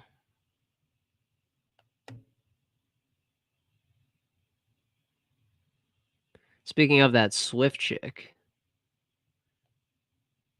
I like casually referring to like the most mainstream singer probably right now in pop culture, just being, oh yeah, her. That's how you gotta compete against the most popular trends. It's just dismiss it. Step over it. Step over it, right? One time in high school, there was this lady speaker who came in for something I forgot, but she mentioned knowing Swift and having a chance to meet her. All I could think of was, who cares? Let's go. No, that's the right attitude. I remember when what was it? Swift the only like pop culture memory I have of her is when she did that collab for Bad Blood. So that's how out of touch I am. I'm just playing catch up on some of that stuff. Why? Oh my goodness. Look who just barged in the chat. This is a disco party. It is kind of a disco party. It's English disco, as Rodney Bingenheimer referred to it. We're in here playing T-Rex, maybe some Bowie. Yeah, this is just kind of I don't know if you can hear it in my voice, maybe because I've been talking for so long. We're getting into like the casual part of the show, you know. This is more late night after hours at the Double R Diner. I might have to get some water here because it's a little excessive. But Kira, now that you're here, I gotta ask, as a white girl, a white female, as a representative of that demographic, would you consider Fleetwood Mac to be specifically the Rumors album? That's the one with her and her boyfriend, I think, on the cover. I think it just says Fleetwood Mac too. But oh no, the self-titled came before. Excuse me. Is Fleetwood Mac like the ultimate white girl band? Because we're hashing this out, we're engaging in the Hegelian dialectic, and I think it is because it's got that. I know you like jazz a lot. This Kira, this person is really influencing the show because I've been listening to a lot of jazz recently, and I'm really starting to vibe with it because it is kind of a competitor against rock and roll, just categorically speaking. But there is something about the fact that it was like the undisputed heavyweight champion. I'm about to sneeze. I'm about to sneeze. No, no.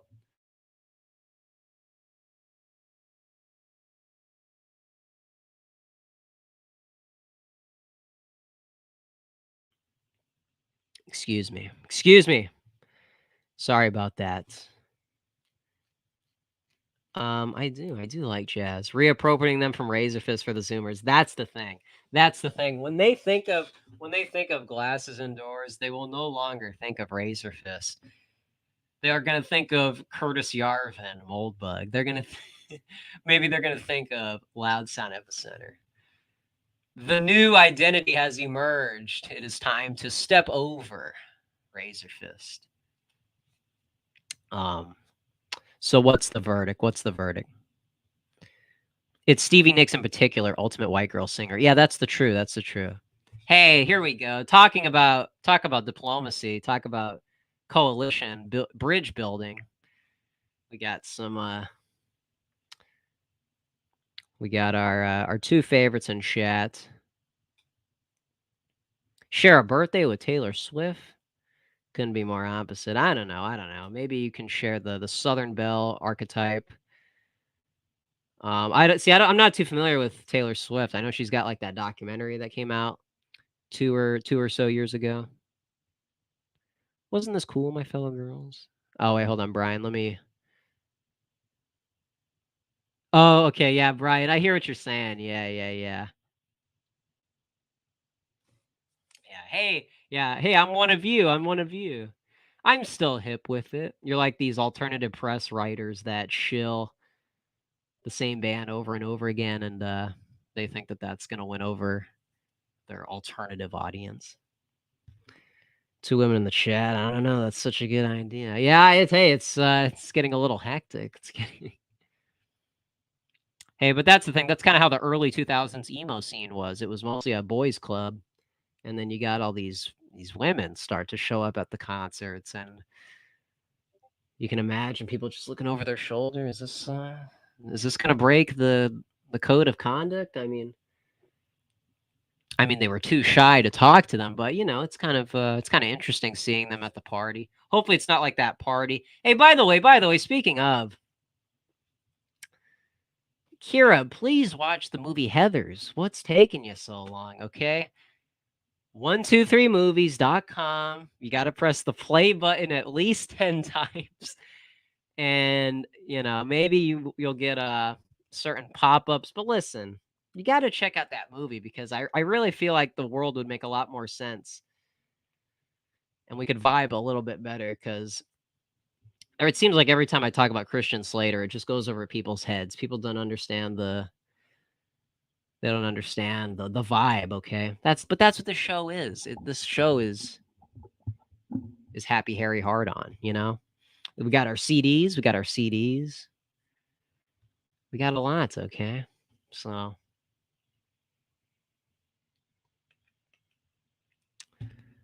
But, oh, okay, sorry, I missed the answer here. Yeah, Tuesday. Yeah, tell me about it.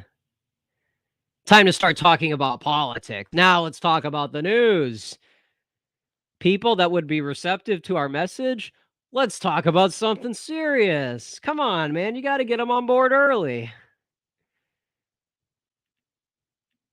Now it's time to reveal your power level. Fleetwood Mac is a little too mainstream. Whoa, too mainstream. Alright, alright, alright. Forget I said anything. Hey, that's a cut above a lot of the people I knew in high school. Yo, bass guitarist. Let's go. Bass guitarist. This guy's coming out with new music. It's glad to hear it. The birthday's actually tomorrow, but tomorrow I'm gonna be occupied. So I wanted to get a stream for you guys. I wanted to break the content drought. I've been over on Politically Provoked on Cozy if you want to see me more regularly. I've been going over there and it's a little more off the cuff. So if you want some more casual content to break up some of the heavy hitters that have been bringing a lot of other stuff, thankfully. So, but thank you, bass guitarist. Thank you, thank you. I appreciate it, Danielle. Appreciate it. Just put the pot roast in the oven. Time to get drunk. Okay. Alrighty then. Yeah, I can't. I brought up Kira. What was I? The roast. What is it? I'm blanking on it. Excuse me. What is the? Excuse me. See. Talk about influencing the show. It's making me forget stuff. Yeah, I'm hearing this for the first time. Rones tried to play more hard rock metal, kept their street edge. Exactly. See, that's exactly it. That's exactly it. And Razorfist is right. People say that they just made the same album over and over again. First of all, that's not always a bad thing necessarily. But the other thing too is, end of the century, Animal Boy, they did all kinds of stuff. And a lot of people just stick to the first three albums. And that's what people do with Motorhead. And Razorfist is right about that. I mean, some people just think like that. What is the Ramones? Oh, it's these first three albums. And it's like you need a critic, you need a Lester Bangs in there to correct the record. What kind of cake? I'm not sure. I don't usually have cake. So we'll see. We'll see. I'll have some snacks. It's just a strange thing that like my birthday's always at literally the first day of the school year, first day of the semester. And so I don't know, it doesn't really feel like a birthday atmosphere, but pies, that's interesting. Is that a southern tradition? Yeah, yeah, be careful with that subject. That's good advice. I overlooked that.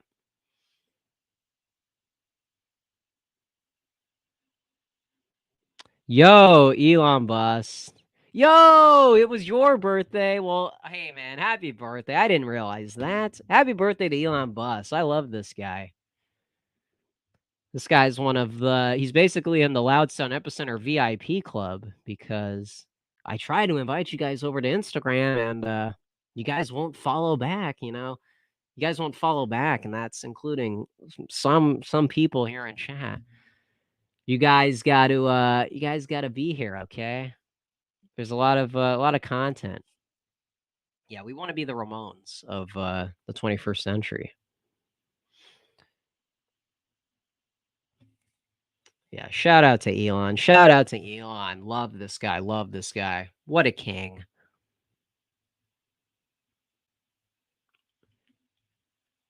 Okay, see, here's the thing. I post stories, okay? I post stories and Kira posts stories too. She says like stories aren't a big deal. She is posting stories too. So, what's the big deal here? It's just I want to like I said, I want to share random stuff on the timeline and if the people on Twitter don't get it, maybe some of the people on Instagram do, but you guys got to meet people where they're at. Thank you, subject to change. Hey, August, a lot of birthdays. Nick's birthday. Elon. Grateful for you guys. No, Danielle, you're good. I'm not talking about you, Danielle. Not talking about you. Danielle is getting red pilled just based off my stories alone.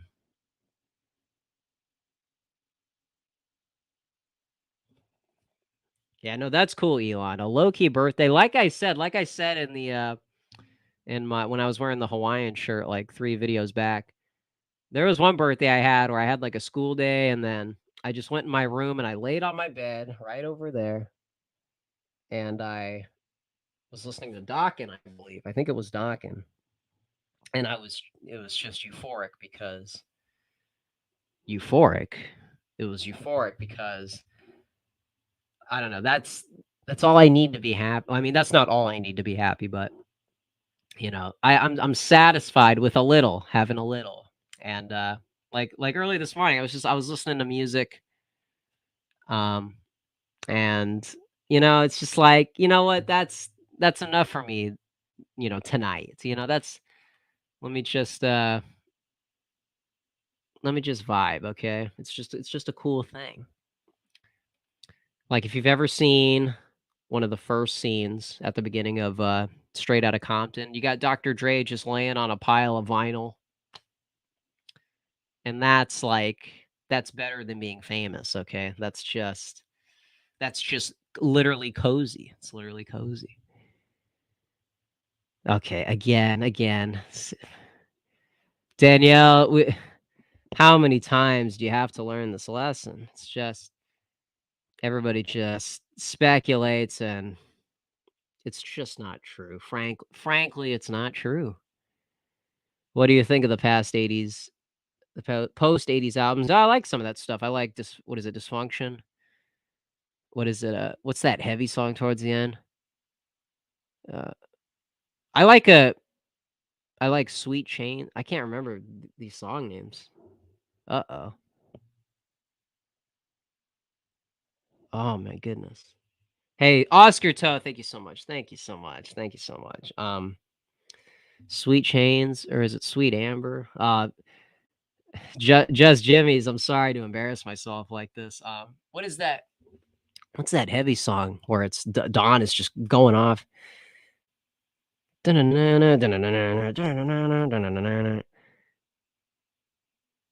Starts off kind of mellow, but then it gets uh-oh.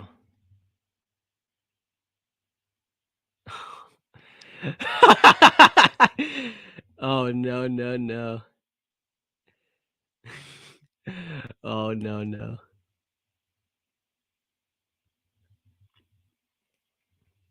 Almost Sweet Chains. Yeah, see, that's like a mellow song. People, oh, this is sellout. This is sellouts. No, it's not.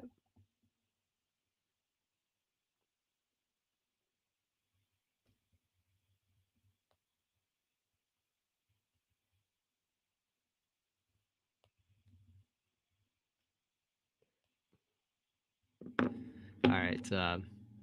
Shout out to Prudentialist. Shout out to the Prudentialist. This guy is a snazzy dressed, sharp dressed man. A wholesome individual. What was I saying? What is that? Banana. Come on. Just Jimmy's help me out here. Thank you, subject to change. How old are you now? No, tomorrow. Tomorrow's the birthday. I'm just doing the stream today. That's why it says Proto. So tomorrow I'll be 23 years old. 23 years old. My goodness. Catching up with these millennials in age. Yikes department. Write a Hegelian article on Dougie Jones. Oh, let's go. I got to keep that up. I got to keep that on the screen. That's bothering me. Banana. I don't want to look it up. Just Jimmy's help me out here.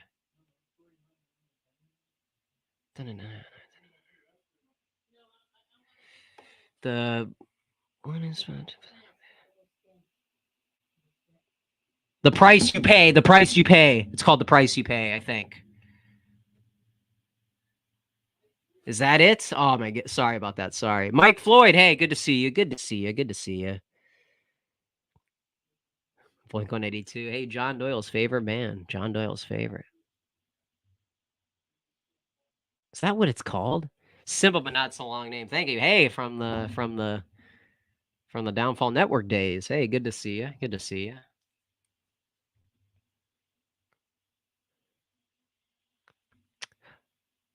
But anyways, hey, Fire Walk with Me. I'm starting to think.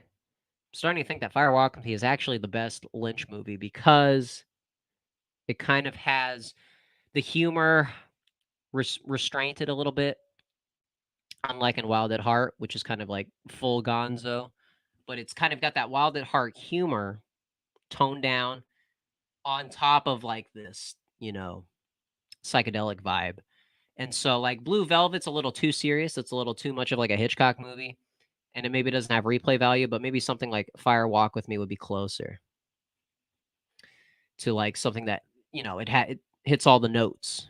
And so I used to think Blue Velvet was my favorite Lynch movie, but I'm starting to think it's Twin Peaks. I'm starting to think that. But Wild at Heart is still up there, still up there.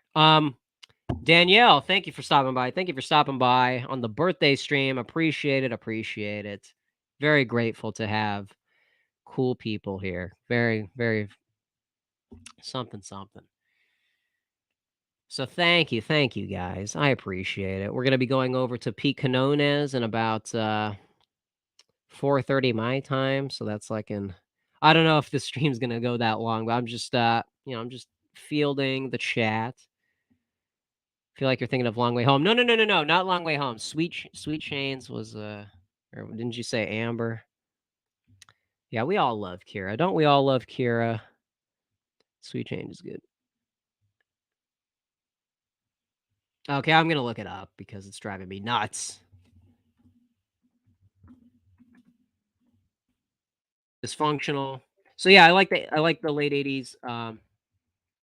There's even some good stuff on the Erase the Slate with Red Beach. Red Beach, my goodness, the guy's a shredder. And then there's a funny story behind Shadow Life. As far as I know, George Lynch sabotaged the recording and intentionally wrote bad songs, which is funny. It's probably not so funny for the people who were there expecting a good album, but that's funny. What Price? The song was What Price? Oh man, oh my goodness. Yeah, Sweet Chains. That's a mellow song. I'd like to do that for like an intro. If we get on Cozy, that'll be like just Jimmy's will be there in the chat just vibing. We were vibing a little bit with Brittany. Brittany was she got a super chat for the Blink-182 version of that one song, but it's with the SpongeBob characters. And I don't think she ever heard that before, and it's just you just gotta vibe with it. The Love Me Tender scene, so true, so true. I can't think of that song without thinking of Nicolas Cage. So that's the way it should be. Yo, okay, Mutant, awake with power to the stream. Let's go, let's go. I'm thinking we're back. I'm thinking we're back. The man himself. Hey, I was just saying earlier, what's gonna catch his eye on this stream? Is it gonna be what is it gonna be?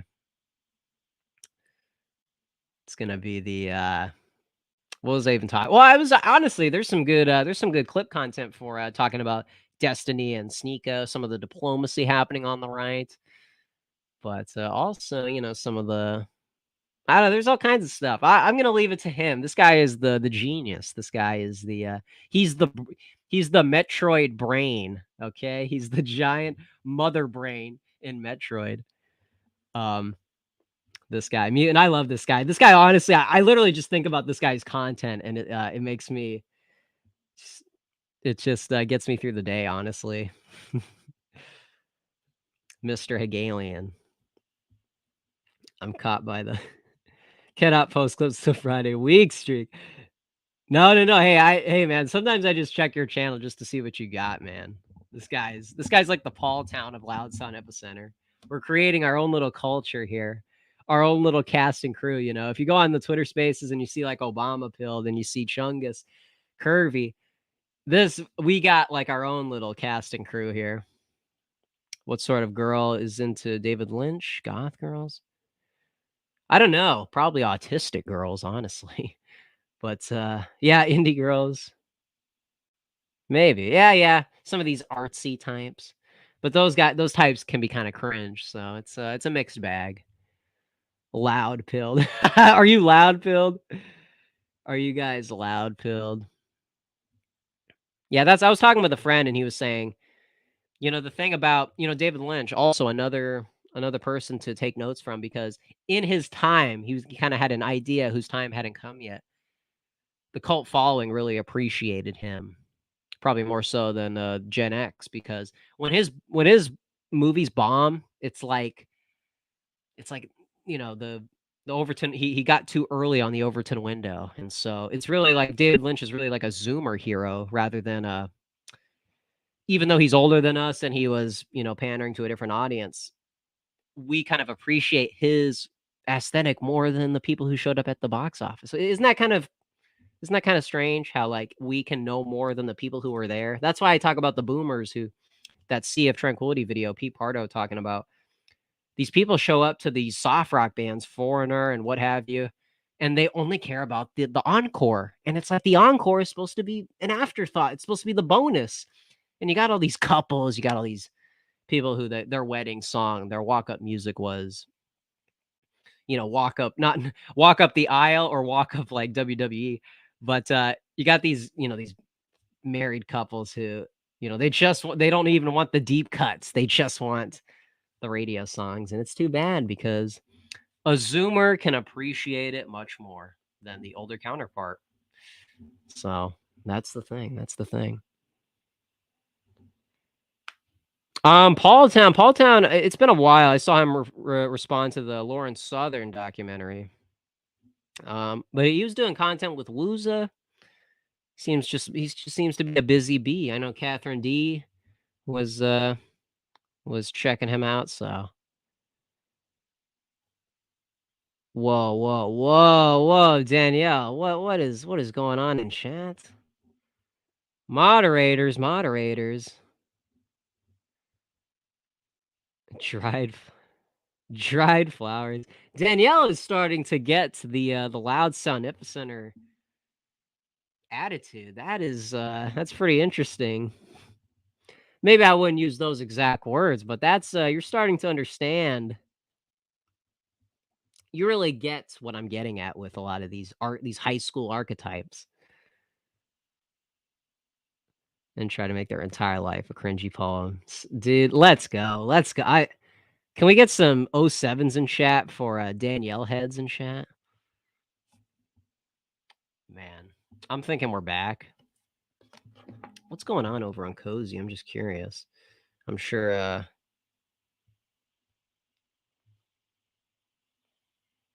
got Wurzelroot. Oh yeah, Wurzelroot's birthday was yesterday too. So hey, if Elon Bust is still here, you and Wurzelroot, congratulations.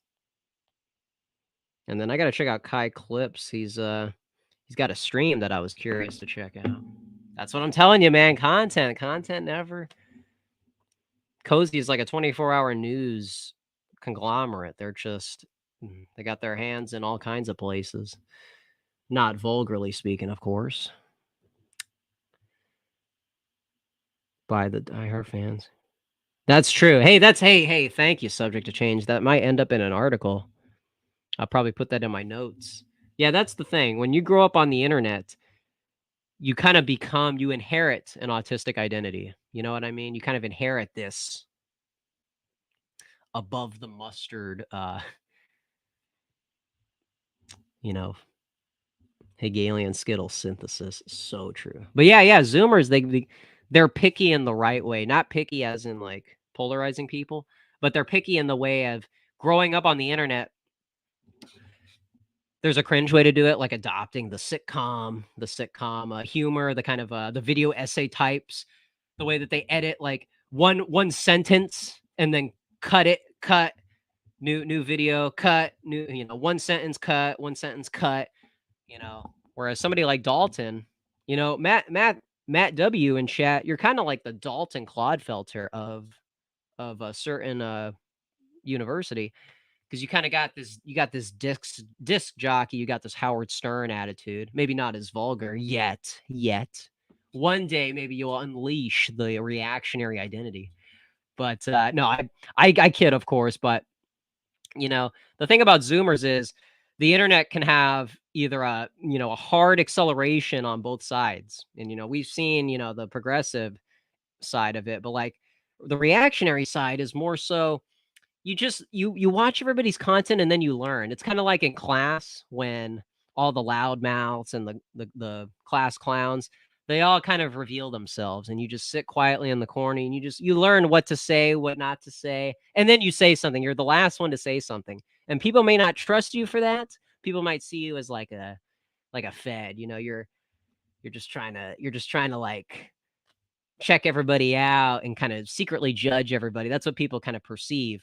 But there is something like smart about doing that approach, because what Zoomers do on the internet is they can learn that, why does every reaction video have to be this cookie cutter, hello everybody, I am a live streamer. I hope you're doing well. Remember to stay hydrated. And then you do like a 3 minute, 3 hours, it feels like, promo of some, shilling this drink or shilling this company.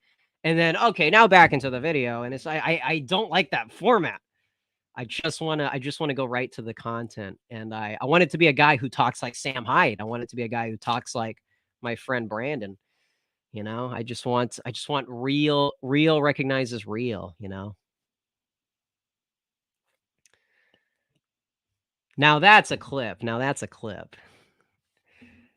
There you go, mutants. There you go, mutants. Have you applied for a cozy channel? It's invite only.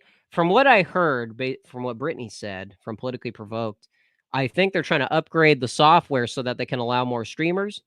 And so, I don't want to be rude, and they don't owe me anything, but I just curious who's on the waiting list, and maybe we can have tryouts, like the Joker says. Let's do tryouts.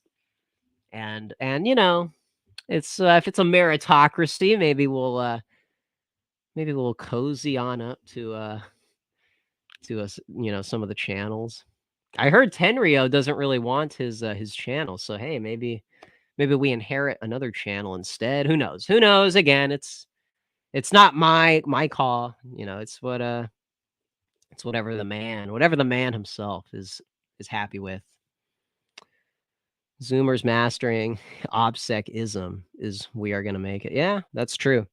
That's true, and that's the kind of the thing about the optics wars is people might look at the I want to make sure it's not 4 o'clock already because I'm losing track of time. I want to make sure that you guys don't assume I just like we're not edgy for the sake of being edgy. We don't just want to, be the loudest voice in the room. That's like the surface, it's appealing because it's so different from like mainstream comedy. But really, you listen to somebody like Dalton Show or somebody, and these guys have like a philosophy to back it up. They're talking about all this lore. I would like to provide a pop culture twist on it, because I feel like there's a lot of revisionism in 20th century. There's a lot of revisionism in politics and academics. But people should apply that same logic to pop culture. I feel like I hope I'm not repeating myself and people are tuning out. But it's like that's what this show is. On the academic agent James Kirkpatrick interview, somebody was talking about, where's or I think it was that video. I don't remember. Somebody was saying, where is like the movie channel? Where is the people who they're cool. They know they're right on the issues, but they don't just talk about, these books and this and that, because not everybody is reading essays and, checking out all these free PDFs on Z Library. So I want people to have, there's kind of like a gap, there's a pop culture gap, and somebody like Mr. Patriarch, he's talking about heavy metal and he's talking about it with cool people. And so, I think that's also something that I know a bit about. I can try and catch up with someone like the Prudentialist or Semiagog, but those guys, I mean, they've been around for so long. I feel like it would come off as a caricature, and so I really want to focus on. There's a lot of right-wing stuff in 50s, 60s, 70s. You don't have to be a hippie if you're a young guy and you want to be rebellious. You don't have to rebel against your parents. You can rebel against modernity and blah blah blah. I don't want it to turn into like this gimmick. I know that that's to describe it as a bit try hard and this and that, but yeah. And I'm also aware that we haven't really been doing like uh, topic based streams. We've kind of just been mingling in chat. But hey, that's going to be changing. Okay, in this school year, you guys are going to be seeing some stuff, and I think you guys are going to dig it because I just feel like there's kind of a drought in the on the pop culture revisionism front. So that's that. I'm getting some guff, some guff.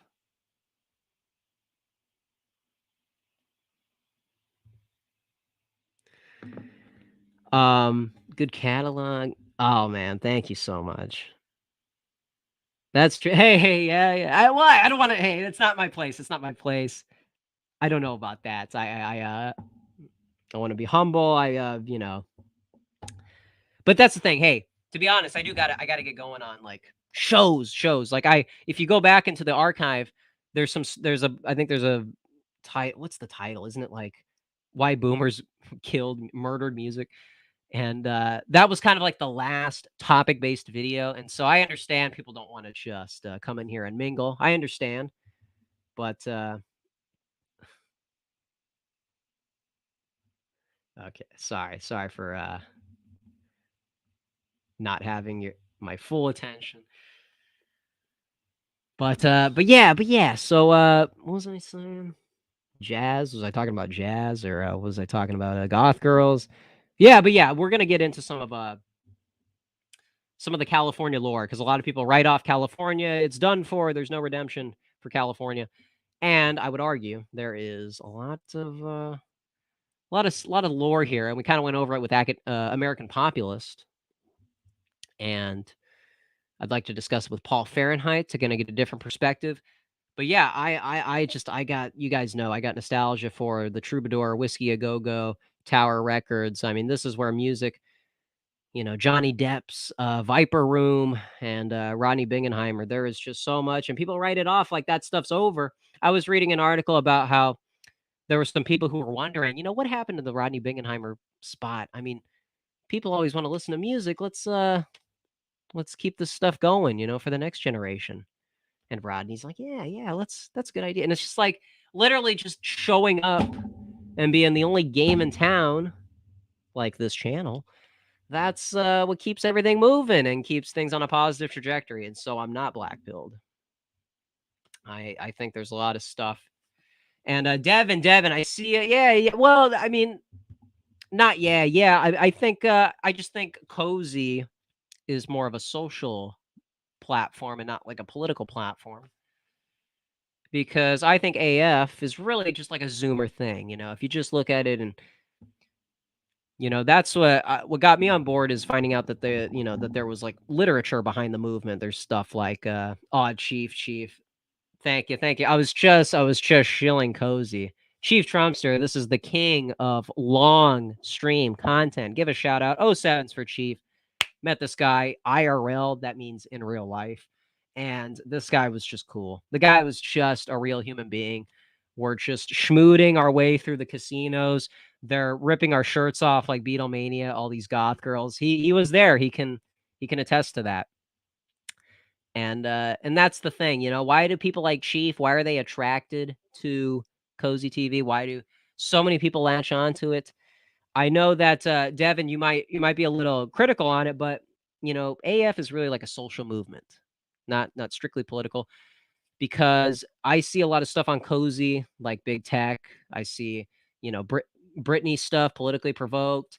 There's all kinds of people. It's really like what Dalton is doing with his reactionary radio and what collaborating with Stu Peters. He's really bringing back that 90s shock jock content that's kind of like a bygone era, and you got Wendell kind of touching on that in his own way, talking about Rush Limbaugh. And so you got all these factors kind of collaborating. And so it's not obviously Nick is the top dog, but like there's a lot of stuff happening here. And I'm grateful for everybody. I'm grateful for Chief. I'm grateful for you got gamers, you got streamers.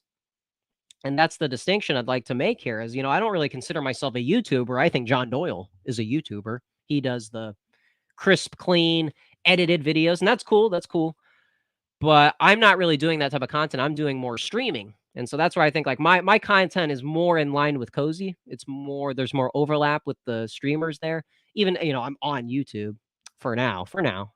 We'll see if we can rub shoulders and maybe maybe get a channel or something. But I'm just saying that format I think is something that people just kind of misunderstand. It's a conglomerate. I look at Cozy as like a conglomerate media empire. And so yeah, you can get your comedy, you can get your politics, political stuff's there, but you got your comedy, your IRL streamers, you got your, pop-ins with Mio and Chungus and Brittany. It's just an it's a pit stop. It's a pit stop. It's a jukebox, That's the thing. Hey, there's not a lot of here's the thing, Chief. There's not a lot of like movie reviewers, pop culture critics, music. That's what I think I would bring to the table. And I've got some Thomas Telegram fans. I've got academic agent followers. That's the thing. That's the thing is I know that the big concern is like what kind of audience is going to come to Cozy. And so I don't just want to be derivative of like a certain streamer. I think that, the audience that comes to this channel, and I'm surprised by these numbers. I was talking to my dad for one video and you guys got that video up to like 1K like in a week. And I was just like, man, Joel Davis, tries to pull up those numbers for the for his latest podcast. I can't say the name on stream, but yeah, man, it's just you guys are pretty loyal to this brand, and I'm surprised. I thought it was just me and like 20 people, but you guys, I'm thankful, man. I'm thankful. I want to share the love with you guys, and it's not just me bringing this here. It's you guys are a big help. And that's the thing, man. That's the thing about Cozy is, they've got a nice audience, but I got some people that I think are pretty receptive to the brand. I know there's some infighting at the moment, but there's some Thomas people. Like I was talking to Politically Provoked, and they didn't even know who Thomas was, and it's like, oh man, we could really bring him back on and have a show and this and that. I mean, that's the thing. We bring a pretty significant audience to the show. And so I'd like to bring that over to Cozy because I just think like what's going on with Sneeko and Destiny, that same possibility can happen. More like I don't think a lot of people even know about the AA circle. That's the thing. That's also the people that tune into this show. I think people would be surprised. There's a lot of cool people that can do it. Yo, let's go. Let's go. But yeah, man, that's the thing. That's the thing. That's why I got to show some love to the Zoomers. But yeah, Chief in chat. Let's go. Yeah, hey, and that's the thing. That's the thing is I just want to play my music. I want to play my music, and I can't do that on YouTube. And I would finally bring some structure to the show because we got some pop culture content that I think is kind of neglected on Cozy, and I think we can set it straight, and we can help people out because I've tried to test that out with some of Brittany's audience, and there's people there. There's people there that know the lore, and I think we can bring those people over. That's the thing. That's the thing. But yeah, we'll see. We'll see. It's good for discovering cause. You have a bunch of people with similar interests, not a ton of left. Yeah. No, we'll make it. We'll make it. But thank you, Chief. Thank you for the birthday wish. Tomorrow's the birthday. I appreciate it. I'll be occupied. It's also first day of the semester. I'm not a wagey, but I am a kind of a slave to the school year. So that's the thing.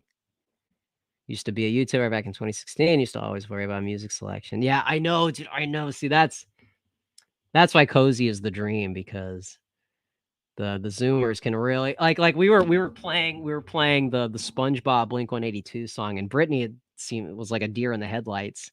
It's like, man, any platform that allows stuff like that to happen, and everybody's got the Pepe headbang sticker. It's just a good time. So that's what you got to look forward. Happy early birthday, brother in power. My Hegelian brother, mutants. This guy. Love this guy. Love this guy. Yeah, man. Chief Trumpster from humble beginnings, man. I remember tuning in to the Pedro Gonzalez episode back when Pedro Gonzalez wasn't even on Chronicles, wasn't on Tucker Carlson, and he gave Chief Trumpster the time of day talking about the Groiper Wars. Man, oh man, that's old lore. That is old head stuff. That was like live Groiper reporting, honestly. And you got Michelle Malkin's attention. I mean, this guy has a resume. He makes waves. That's just the Zoomer energy, man. It wins people over. After Apocalypse, that's when I got fired from my job. We don't really talk about that on the show, but Cassie Dillon. I was scorned. I was scorned by an e-girl. True story. Chief can tell you. True story. I was fired for being based and red-pilled. Minion meme mindset. Let's go. AF journalism. Yeah, I saw that. Might have to send in an application. Might have to send in a little crazy Kathy. Yeah, they call her crazy. Cassie Dillon. Yeah, she like tried to get a job at Daily Wire, and she didn't quite make the cut. Very interesting arc. Yeah, Cassie, not a big fan of me, I guess. That's okay.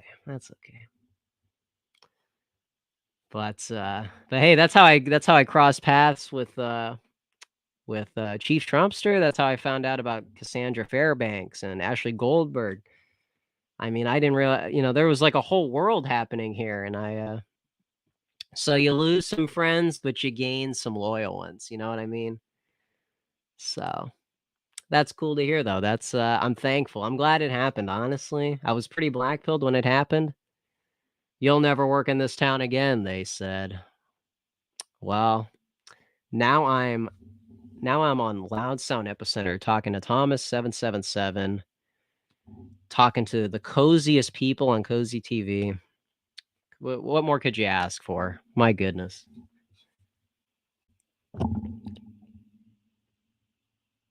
Oh man, my eyes, man. Oh man.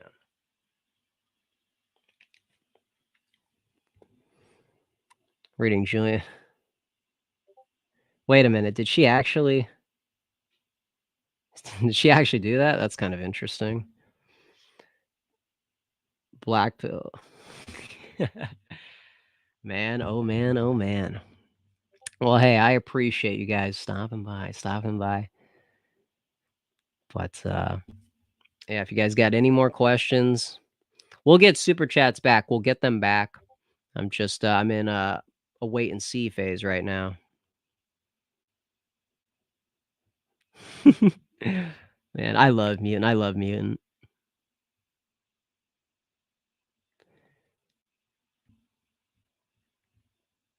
I know Michael and Kai do it. Oh, okay, is that? There you go. Yeah, that's right. I see Kai go on YouTube. That's kind of interesting.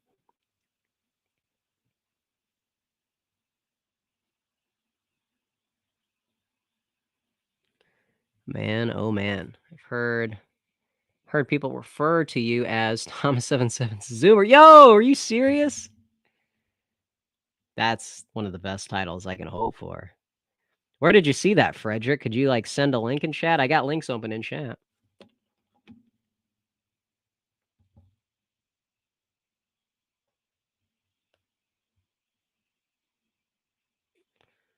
Good evening. The Alfred Hitchcock good evening.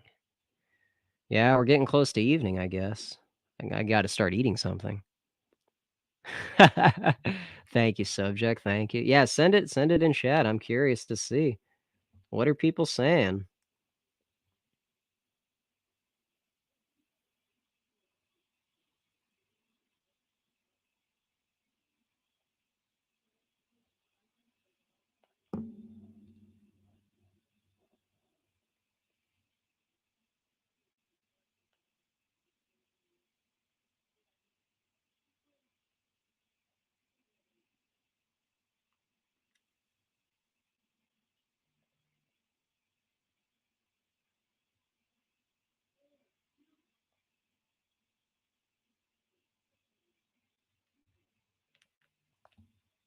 All right. What do we got here? Zoomer 777. There we go.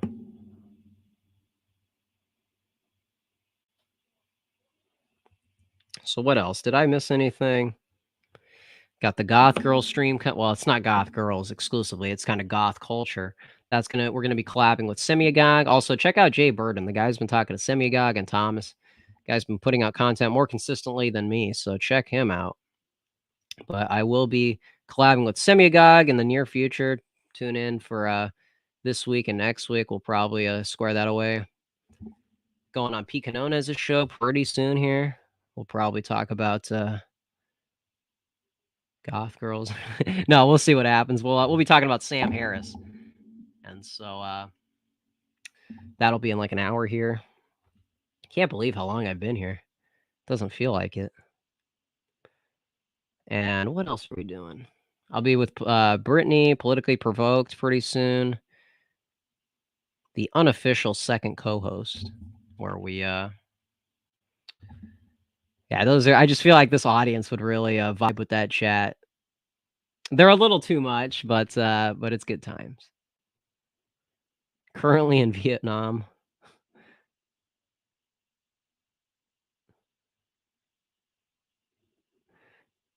I think it was in the comments on it. Are you serious? Are you actually, Frederick? If that's true, I'm gonna need a screenshot. If that's true, Zoomer 7, Zoomus.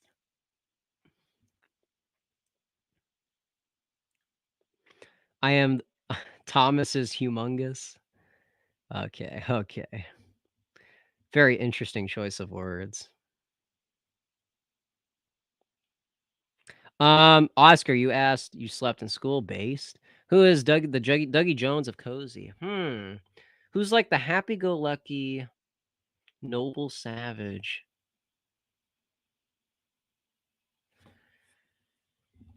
Who is the Dougie Jones of Cozy? I kind of like, honestly, kind of like Wooza, because he just kind of like his content is like, because Agent Cooper's a detective, so he's like a nitty gritty figuring out, trying to uncover the secret of Twin Peaks. But Dougie Jones is like it's like his boyish, his younger side, his younger identity, and so that's kind of like Wooza, maybe Baked Alaska a little bit. But I don't know. Those guys. Dougie Jones doesn't say a lot, so who's like the quiet one? It's. I think we're narrowing it down here, Oscar. I think that's an excellent answer. Yeah, Wooza is the Dougie Jones. Lucky 7 Groiper. Hey, Chief, you're helping me out. That'll be my cozy handle, maybe. Yeah, that's the thing. I don't think I wouldn't call it like Loud Sun Epicenter because I think that's a little too long. I was thinking just Ace is High because that's my nickname is Ace. Ace is High, like the casino fake TV show in the Scorsese movie. De Niro makes that show to make a point against the people who won't let him get his license. Josh Harnett, Millennial Powerhouse. Yo, are you Josh Harnett pilled? Hey, Zoomer, do you know about Josh Harnett? I know we talk about Christian Slater on the show. I know Mio from Politically Provoked talked about Vince Gallio. However, are you aware that Josh Harnett, although he lacks the institutional backing of Hollywood, Josh Harnettism is actually the behind the scenes conniver. He is plotting within the bounds of the law and networking. And that's how you get people like Yoram Hazoni to be like a subversive character. But the networking that goes into things like the National Conservative Conference and the Teal Network, you can be the Josh Hartnett for Zoomers, and you can kind of make your way into Hollywood, and maybe you're not mainstream. Maybe you get your name alongside an A-lister.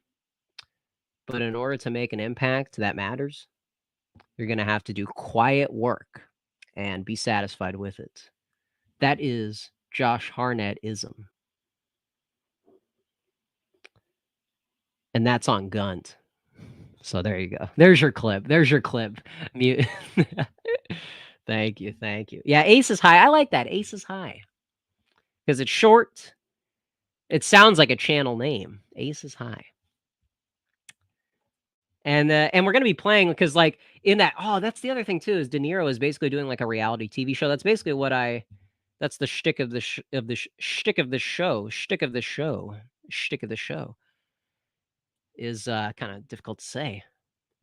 But that's what we want to do here. We got a little bit of the radio content, we got a little bit of DJ stuff, commentary, pop culture.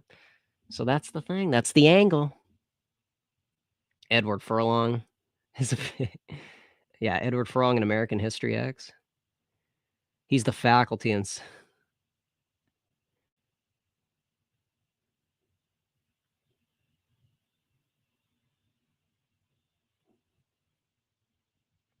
man, oh man.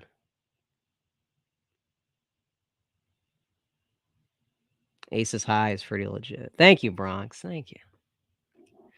Are you actually from Bronx? Man, oh man. So that's the thing. That's the thing.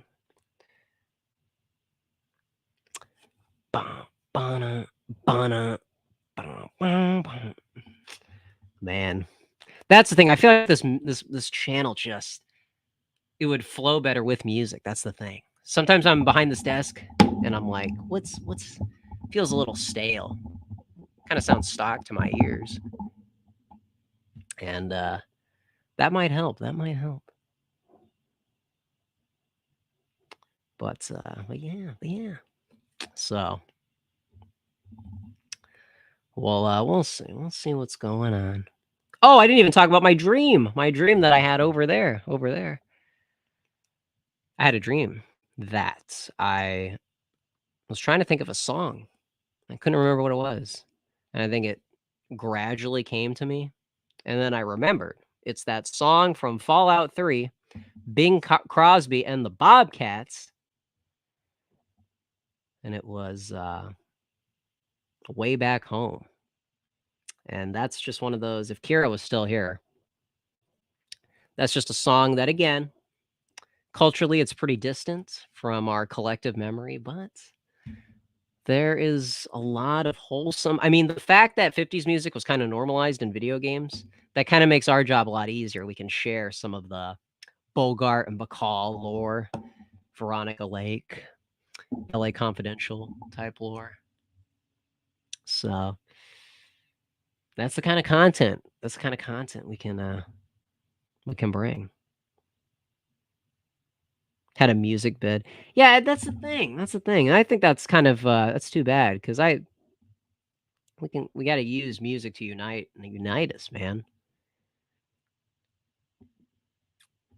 I don't understand. I just don't understand. I don't understand the thing about some people just don't listen to music. They don't check it out. It's just kind of like background noise. I can't do that.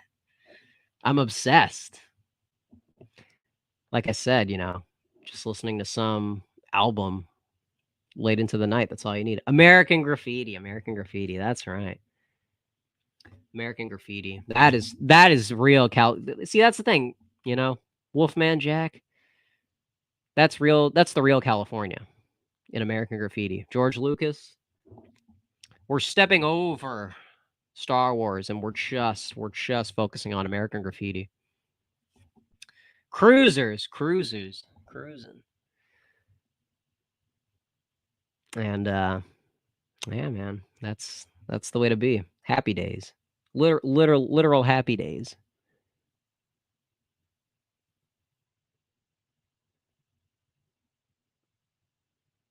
Man, oh man. Hey, speaking of Oscar, since you're in here, I don't know if you saw uh what I said earlier, but a Zoomer, or actually it was a millennial. It was a millennial on Cozy TV. He brought up Vincent Gallio. Am I saying that guy's name right? Name right, by the way. He brought up Buffalo 66, and I was like, man, who on this earth even remembers that actor? Oh, is it just Gallo? Excuse me.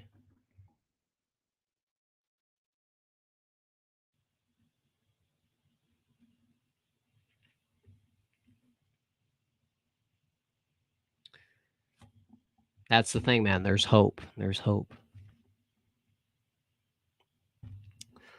Have a clip by Semigog. Oh, dude, yo. See, Semigog's also the guy who's kind of bringing that attitude to the forefront. Oh, interesting. His interview on Stern. I gotta check that out. I gotta check out more Stern too. I know he's cringe, but just his format, his format. Did you see Private Parts, Oscar? Did you ever watch that? That's got a good soundtrack. Robin Trower. Your soft and tender love. Man. That'll be another guy to use for intro music. Dalton has good he's got good music taste. He's kind of all over the place. That's what you need. That's what Nick was before AF. He was like a disc jockey. Maybe he was like the radio guy for, like Boston University or something. FM radio, something like that. Hey man, that's where all the personalities emerge and Private Parts back with dude, oh man. What's his name? Paul Giamatti. Paul Giamatti in that movie is so funny. I can't even play. This is the thing about being on YouTube. I can't play. I want to play clips and this and that. Oh man, Paul Giamatti and the stiff suit and tie telling Howard how to do his show. Oh man, WNBC. That is so funny. When he's like running down the hall. Oh man. I was saying this on Politically Provoked. I'm surprised the Aviator doesn't get the he's literally me treatment because DiCaprio is literally playing an autist and he's like a misunderstood genius. He's an innovator, but he's kind of a slave to his his kind of mental distractions. And so isn't that like the perfect Nick movie? Isn't that the perfect That's not a critique. I'm saying like he would totally rock the misunderstood genius angle and he would, DiCaprio as this like innovator. He's rethinking, Vegas and the airlines. I mean, it's such an easy low-hanging fruit that you would expect him to jump on it, but it just seems like that movie, like I think someone in chat last night was like, that movie's so old. So old. That's like early 2000s. You got a movie for me. Oh, dude, I need movies, man. I need movies. And it's been a while since I've like watched a Lynch movie, so I feel like I'm getting too distant from it. I gotta get back in the swing of it. Swing. Yeah, just Jimmy's WN. This guy gets it, man. That movie is so funny.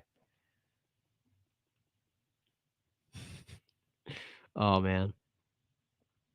Arizona Dream. What the heck? Hey, Oscar. We gotta get Oscar. Did you ever see Great Balls of Fire? Did you ever see it? Here, I'm gonna pull this up. I should just share screens at this point.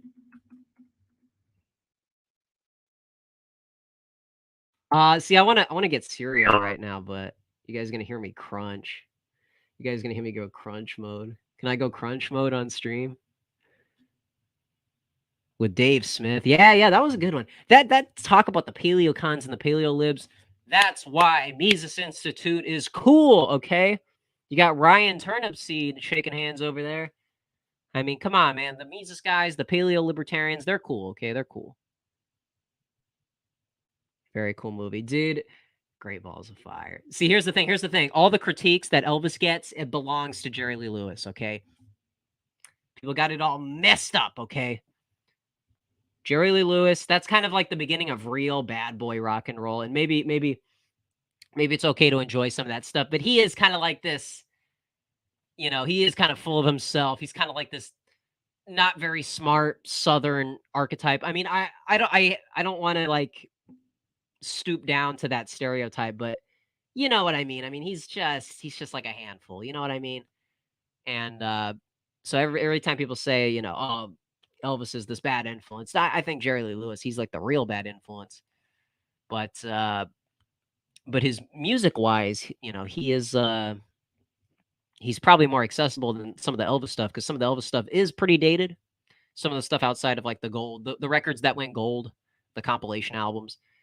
Um, the ironic thing is he has like his sixth studio album. It's called like Something for Everybody, and nowadays that there's probably nothing for anybody from that album, because it's like some of it is like bluesy, some of it's rocking, but it's very eclectic for that era, but maybe not in the 21st century. So, but Jerry Lee Lewis, he's got that that Eddie Cochran style that musically I think speaks to people a little more, but as a person, if you've seen that, and dude, Alec Baldwin in as Jimmy Swaggart.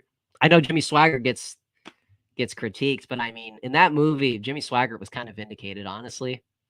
We like to defend the religious right on the show, and people stick their nose up at the televangelist. But dude, listen, Jimmy Swaggart in that when he's talking about because he was related to Jerry Lee Lewis. I didn't even know that, but he's talking about his brother. He's like, there's my brother Jerry Lee Lewis. There he is. He's surrendering to materialism and lust and wrapping himself in rock and roll instead of the gospel. And it's easy to make fun of Swagger, but it's like but Swaggart had like he kind of had like a streak, before the controversies, and so it's just one of those things. People, I think, lack a perspective. Oh, dude, Alec Baldwin as the oh man, that was so Dennis Quaid is good in that. Yeah, my grandmother, she thought he played up the whole Southern hick thing a little too much, because when I watch interviews of the real Jerry Lee Lewis, I don't really see him talk like that. So it's a little goofy, and I could just imagine a Zoomer looking at that and going, "There's already enough anti-Southern sentiment with the Zoomers. They're all goofy. They love grits. The way they talk, where they live. It's not like the city. Winona, thank you, Devin. Thank you for reminding me. Yeah, yeah. She's can I get an age can I get an age check on the yeah, I don't know. I don't Can we get an age? It's well, look, she's just she's something something. If my reputation is just goth girls and Winona Ryder, hey man, I've done a pretty decent job. And Jerry Lee Lewis, that's his actual voice in those performances in the movie. That's his voice in like the late '80s, early '90s. So that's pretty good. I like that version of Great Balls of Fire. His cadence. I prefer that than the studio version, because the studio version sounds a little dated and bump bump bump bump bump bump bump bump. It's just a little too paint by the numbers, and I get that Hamburg performance vibe from the re-recorded version. But anyways, let me just went on a whole tangent on a separate movie.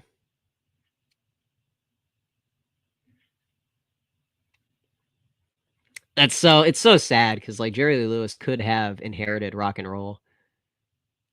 And he had that dude, he had that it was heavy too, it was heavy. It kinda took the Elvis style and accelerated it. Yo, Faye Dunaway's in this movie? Oh my goodness. Oh, dude, this is something. I don't even wanna read the description, but, Tom Petty?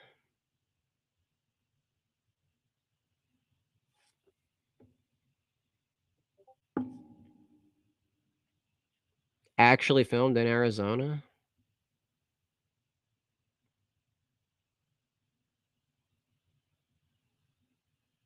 Interesting, man, interesting. Yeah, this is young Johnny Depp.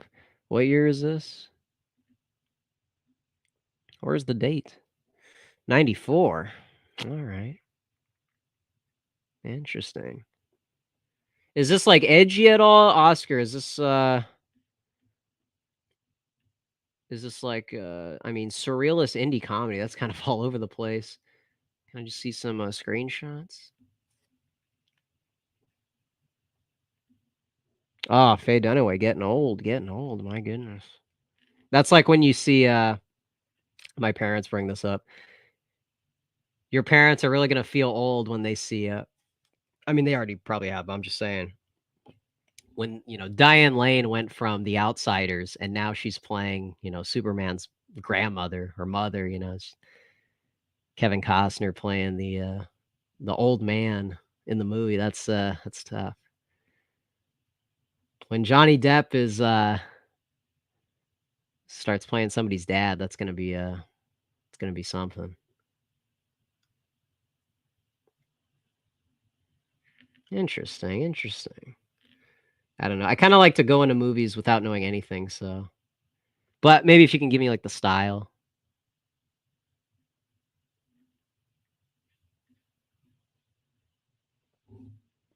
It is more surreal than edgy, okay, okay. This is the comedian Jerry Lewis in Arizona, not J okay, well, hold on, I didn't I know that, I know they're 2 different people, but I think you just reminded me of, Great Balls of Fire. Diane Lane, hold on, let me, The Outsiders, is that what that was?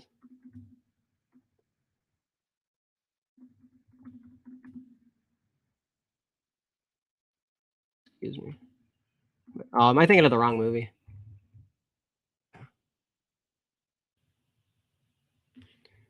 Ah, whoops. That's very different. That was very different. I'm thinking of the wrong movie. The Outsiders, that's what I misspelled it, excuse me. Yeah, oh, that other guy. Speaking of Josh Hartnett. Yeah, C. Thomas Howell. Another kind of another secret actor. Yeah, it's weird because like, I'm used to seeing Diane Lane, like, older, so I don't really have that context. Diane Lane dated, Bon Jovi, is that real? See, this is where's that opening scene? See, this is no, no, no, hold on. The drive-in.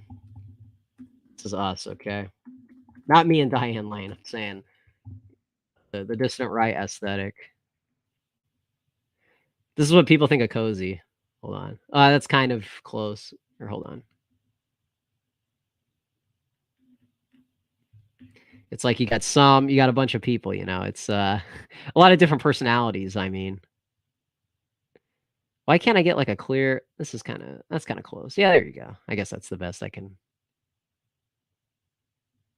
we're so back, man, we're so back. Can I get, like, a large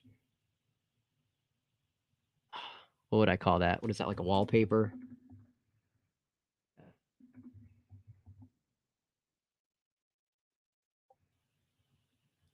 Get large.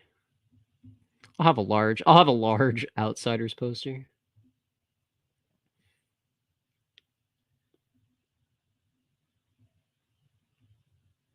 So, basically, we're back.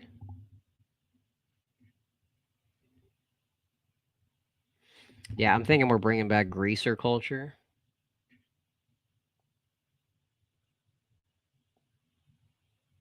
Man. Yeah, that's what that movie you sent in Arizona Oscar for Arizona. Am I still sharing screens? Oh, was I not sharing screens that whole time? Oops. Did you guys not see that? Yo, barrel roller, no problem at all, no problem. Hey, did I just fumble the share screen? Did you guys not see that poster? Thank you, Barrel. Thank you, Barrel, so much. I appreciate it. Thank you, thank you.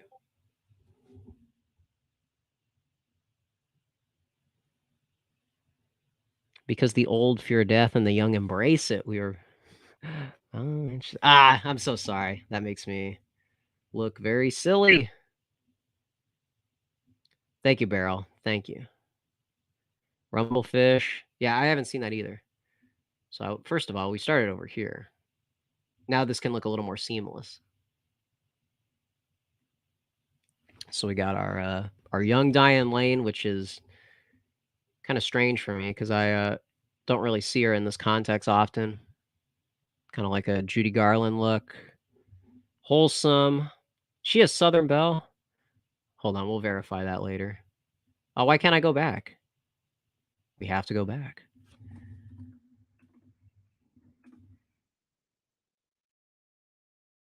Where's the large poster at? Oh, see, I like this one, but is it large? Oh, it is. Yo, we're so back. We're so back. Man.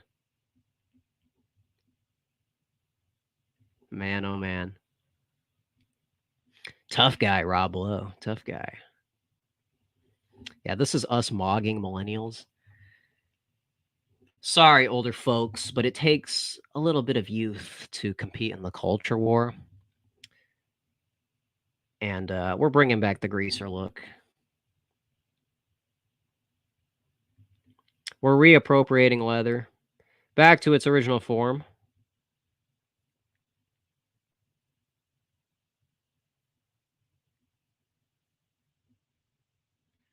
Man, it's just such a cool look. It's just so.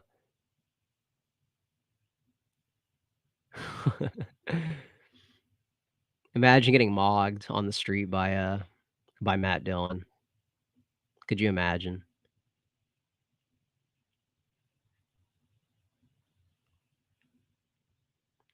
My face my face when Matt Dillon mogs me after buying mini M&Ms at the 7-Eleven.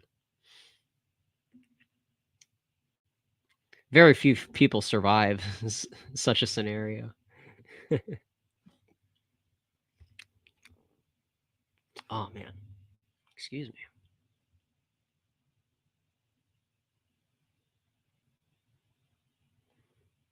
In high school, but we were millennials. Yo, let's go, let's go. Nick Cage is also in it. I don't remember that. Nick Cage? Let me share screens again. Coppola and Mickey Rourke. Oh my goodness, I got to check that out. Thank you, Devin.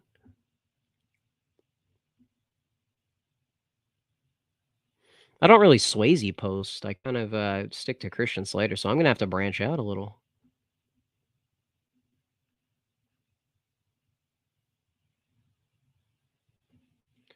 All right, you said Nick Cage is in this thing. Oh, and Rumblefish. Oh, okay. What does he look like there?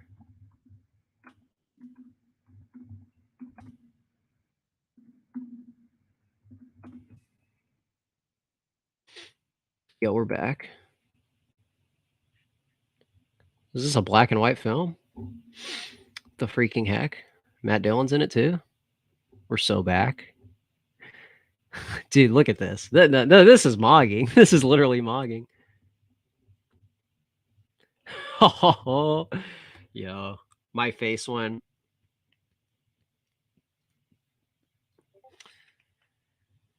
right wing art triumphs. Man. Hey, wait a second. Hey, wait a second. Hey, I know who that is. Hey, wait a second. Don't tell me. Don't tell me. Don't tell me. Wait a second. You think? Kinda looks like Diane Lane. Is it Diane Lane?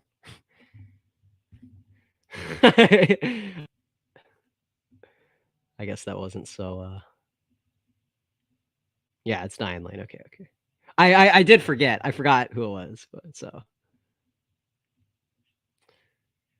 that's funny, though, that's funny. The Loud Sound Syndicate. Ah, Brian, I forgot about that. Oh, man.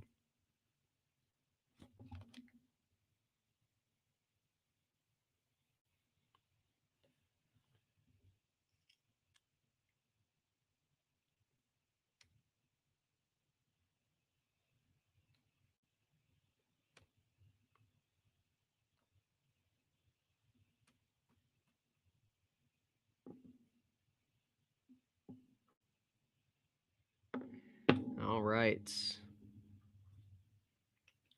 Yeah, the Syndicate. Yeah, I was defending organized crime a little bit, a little bit. Not to an excessive level maybe, but, you know, just maybe that kind of decentralized gang, that kind of, we're kind of like the quiet, law enforcement, the quiet cultural law enforcement. Like when somebody gets ratioed on a thread, that's kinda like, the blue check marks would never do that, but us, we can mobilize easily and you can, do some things to your advantage. So, organized order. Yeah, hey, there you go, there you go. Organized order, order.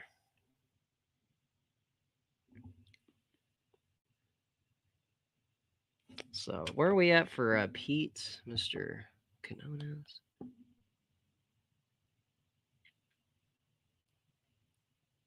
Josh Neal is, making fun of me. Now that's keck. 4:30. Here, guys, if you don't mind, I wanna get some munchies. I don't have the munchies. I'm hungry, okay? I don't do that stuff. I'm just saying I'm hungry, okay?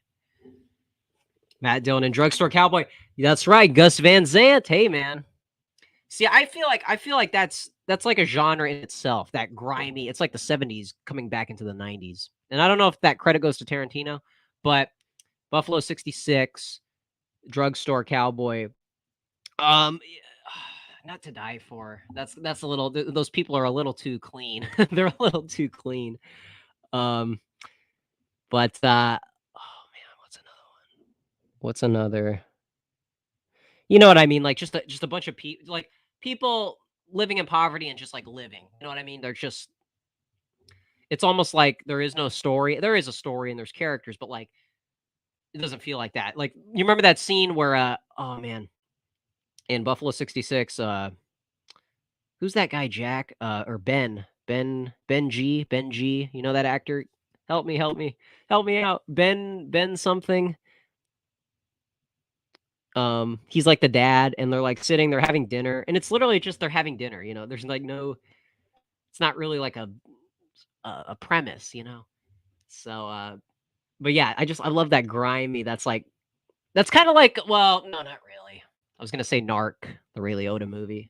That's it, like that kind of grime, but take out the story, take out like the cop side of it, and um, I think you guys get what I'm saying, but I'm just being a little agitated. But hey, Devin, there you go. I think about that movie more than I've seen it. You know what I mean? I just over the edge. All right, all right. I'm gonna get cereal. Just sit tight and don't descend into anarchy, okay? Please, for my sake. I'll be right back, okay? Don't go near Ben Gazzara, yes, from Roadhouse. Thank you. Subject to change. Ben G. I had the letters. I had the letters. I could have did a Wheel of Fortune. All right, I'll be right back. Don't be good optics in chat, okay? I'll be right back.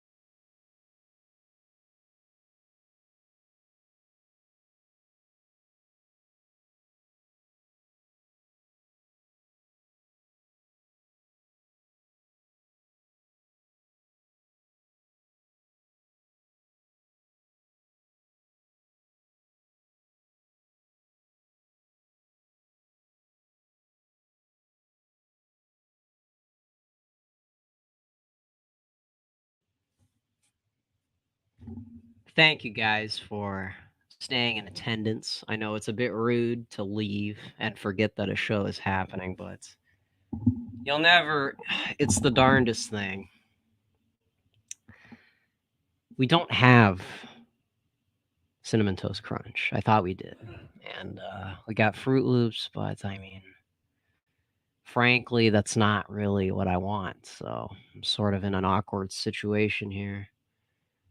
But I settled for something. You know, as Megan Kelly says, settle for more. Don't just be satisfied with the slim pickings. Get yourself something nice. And that's what I did. So you guys are going to see that pretty soon here. It's in the microwave. But we're almost done here. And I think we're going to go over to Pete Canones. Let me check his channel right now.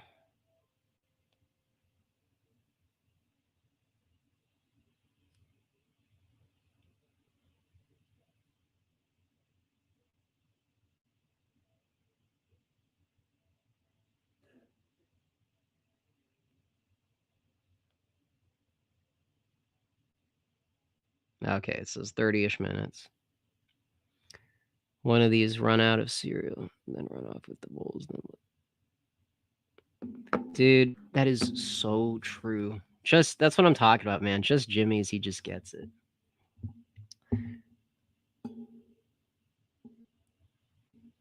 Frankly, that's just true.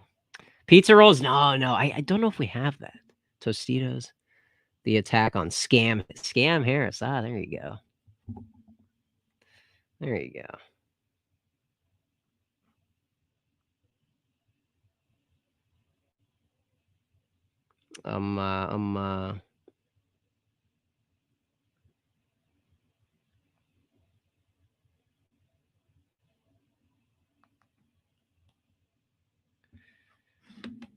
So I think I can hear the microwave from my room, so we'll be all set here in a sec. That's appropriate, right? That's appropriate. Not pizza rolls, but something kind of in that category of hey, so like I don't That's the thing, man. Well, it's like when Marxists talk about metaphysics. They talk about, well, they try to. They say like capitalism is morally wrong, and it's like, well, what is right and wrong? I thought you guys thought everything was a class struggle. What's this stuff about objectivism? Not in the Randian sense, but like, why do you guys care about right and wrong? You know, will to power is more synced up with your guys' worldview. Anyways, I just wanted to get a little more serious on the show, so I'll be right back to get my snack. Yeah, most struggles. Tell me about it. I'll be right back. Once again, sorry to be rude. It's a little but we'll be back.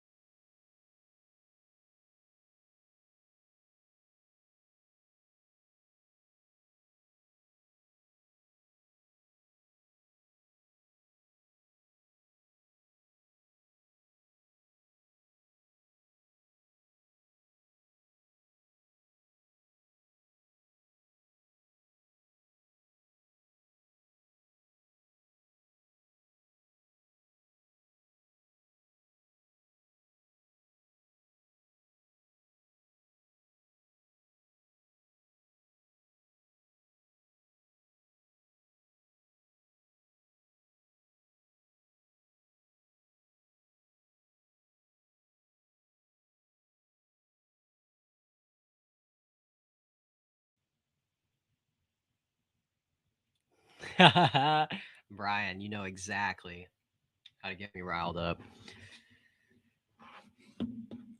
Yeah, Sinatra. Just like Kevin Costner says in Hey, by the way, I kind of figured out a couple things about 3,000 Miles, Oscar. You know, I forget who that other actor is, but when they're arguing about the bank heist, because they want to, Christian Slater wants to split the guy's take 4 ways, and Kevin Costner wants to like have most of the money, and so even though that guy, that like younger guy in the entourage, he's not really like a smart guy. He's kind of like a noble savage, but no, he's not. Okay, that was cringe. He's just like a younger guy, whimsical, whatever. But he is kind of smarter than Christian Slater because he knows when to keep his mouth shut. And so when Kevin Costner is like really getting in his face, um, the younger guy knows when to pipe down, but Christian Slater can't let it go. It's like you're making fun of him for the sideburns and this and that. And I've always seen like that younger guy. It's just, I mean, I thought he was kind of cool, you know. I didn't think he was really that, but like he's dancing right before the heist, and it makes it look unprofessional. But you kind of need that playful little attitude and the smarts to not, speak out against the top dog, which is Kevin Costner. But because my dad, he didn't really like that actor. He said he's too much. He doesn't belong in this group. And I was like, well, I mean, he got through the heist, so I. And then he didn't have an ego about the money either. So I thought that was something. Anyways, just food for thought. Oscar, you and I are the only ones who have seen that movie. So also like that young kid, Courtney Cox's kid. That's kind of, he doesn't have a father figure before he meets Kurt Russell, and then Kurt Russell's kind of teaching him the ways. Um, and and so it's kind of like a wholesome. I mean, I know she's like a single mom, so that's not like ideal, but and Kurt Russell kind of rescues her. It's kind of a bad premise, but like that young kid is it's kind of like me. Kurt Russell is like a pretend Elvis, and then the little kid, he's a little Western. He's like a little bit of a cowboy, but he's got his own style. But Kurt Russell has a style too, and so they kind of they riff off of each other, which he didn't really have because all he had was his mother, and so he knew how to like be sneaky with his mom, but Kurt Russell kind of rivaled his ego a bit, and so they can kind of both relish in that. So, anyways, while I eat my mac and cheese, just some thoughts.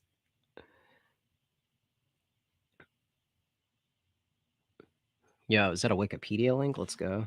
Yeah, I'm gonna mute a little bit, but if you guys got questions, bass guitarist, we're just vibing here. I'm gonna go on Pete Canones in about 20 minutes, so I'm just getting rid of time in the meantime, and I gotta eat this thing right now, so give me a sec. Did you hear my voice? Give me a sec.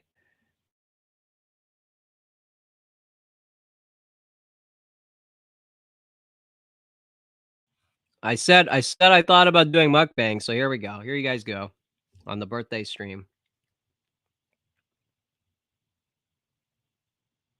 Yes, exactly. Two Chads, man. Two Chads. Oscar.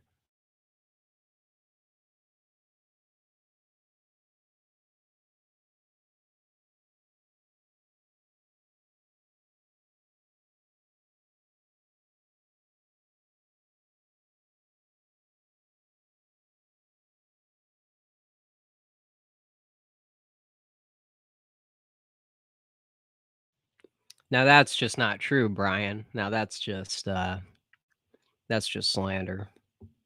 It's not true.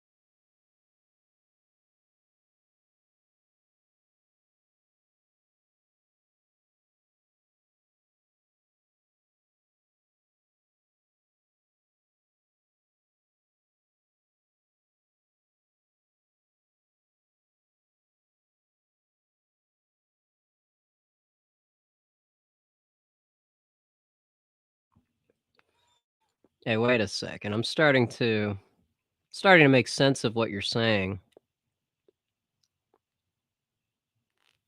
Literally from the 60s. The school's colors. Wait a second. Her husband is a sophomore.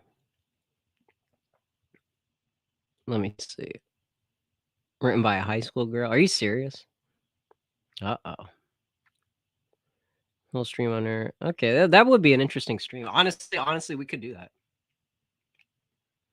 Husband's a software engineer. The book was inspired by two rival gangs, greasers.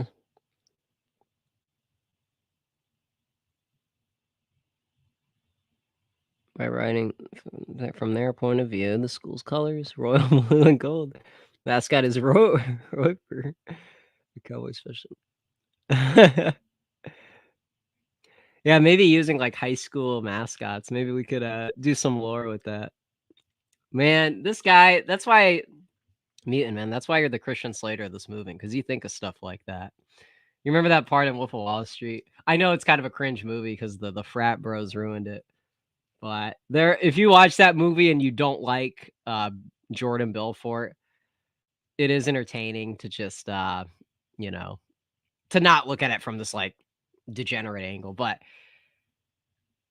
he's when he I often think of that scene of him and Jonah Hill thinking about how they're gonna take care of the midgets. You know, we can get one that can, you know, their head is like a lawn dart, and so you can throw them really far and their weight, this and that. And then I forget what. Oh yeah, he talks about how the midgets. The thing about these things is when you say stuff like that, these people gossip, and then they're mingling together, and then they're creating a coalition against you. And so you don't want to give them a wrong impression. You don't want to treat them like they're second class citizens. And DiCaprio's like, I love you, man, because you think of stuff like that. And just that whole environment of, you know, make something up. Rob Reiner barges in. That stuff is funny. Okay, I know the movie's not maybe not a work of art, but it's I don't know. And that one actor is from like College Humor. The guy who they thought his hairpiece. I thought that guy he's from like YouTube or something. I don't. It's weird how those guys kind of move, the mobility of them. They're like they're in like a Scorsese movie, you know.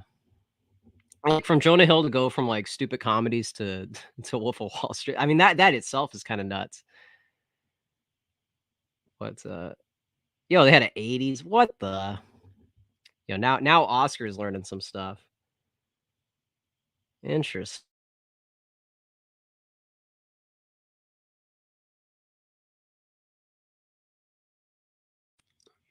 I'm gonna scram after this meal. So if you guys got any last questions, I appreciate your patience and for participating in the mukbang. It's quite something, but not sure if it's gonna be a trend on the show per se, but just I was hungry during the show. It was distracting, so we'll be over on Pete Canona's if you guys got any last words. I appreciate the happy birthdays. Thank you, man. Thank you. I feel like the little kid in Fallout 3. That giant robot's gonna cut my cake and he's gonna mess it up, but that's okay. He's just a robot. No hard feelings.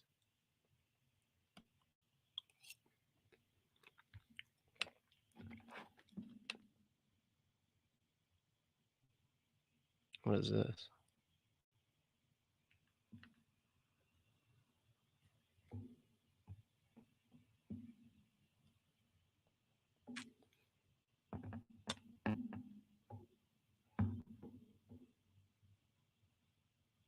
How do I find? Oh, okay, someone's asking for the Telegram for like Thomas content. I'll get back to him. Have a good birthday. Yep. Thank you guys. Yeah, tomorrow's the day.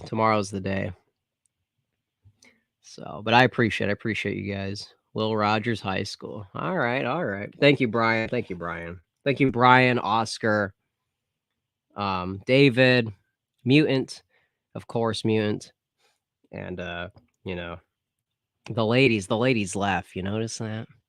See, it takes a man to stay focused in a stream like this. Did you hear that?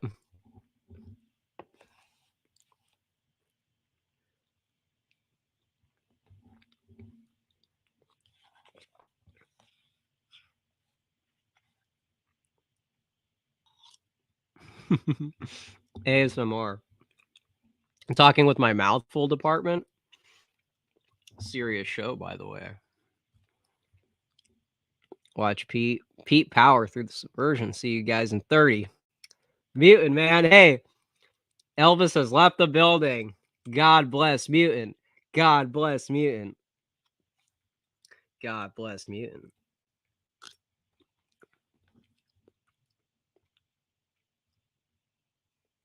Yes, Oscar. Hey, man, you're the man. You're the man, man. You're the man.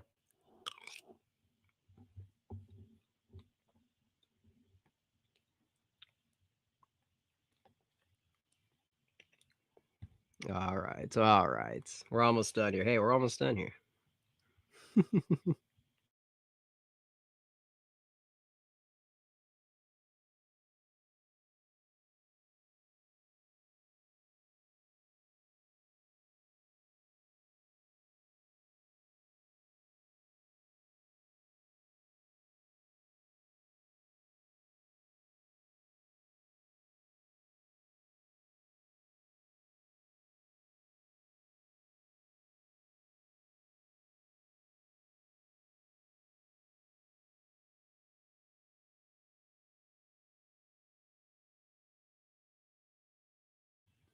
Yeah, just Jimmy's. Just Jimmy's. Yeah, it's not the same without you.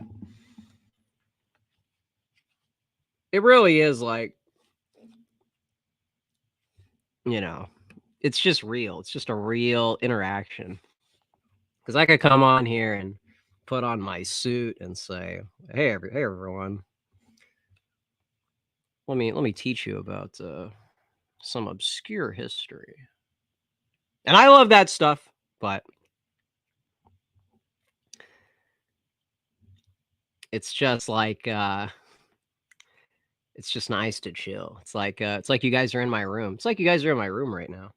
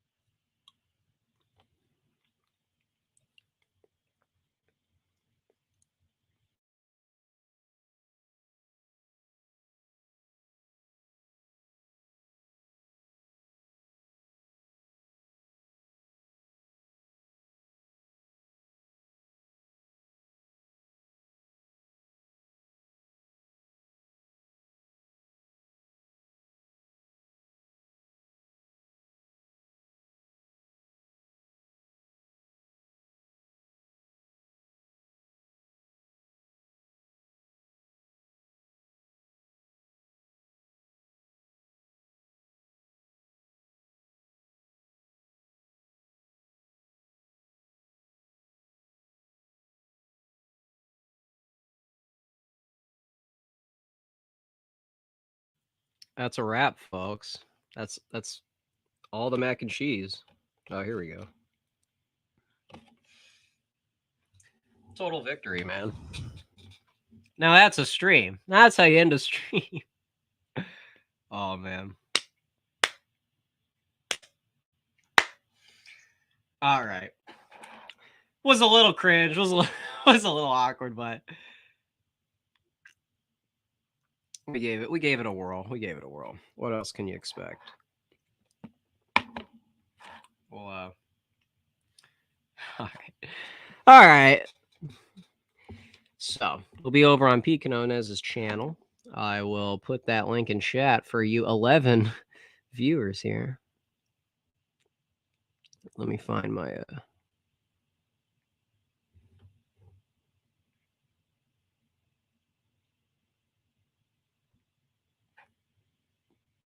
But hey, thank you guys. Seriously.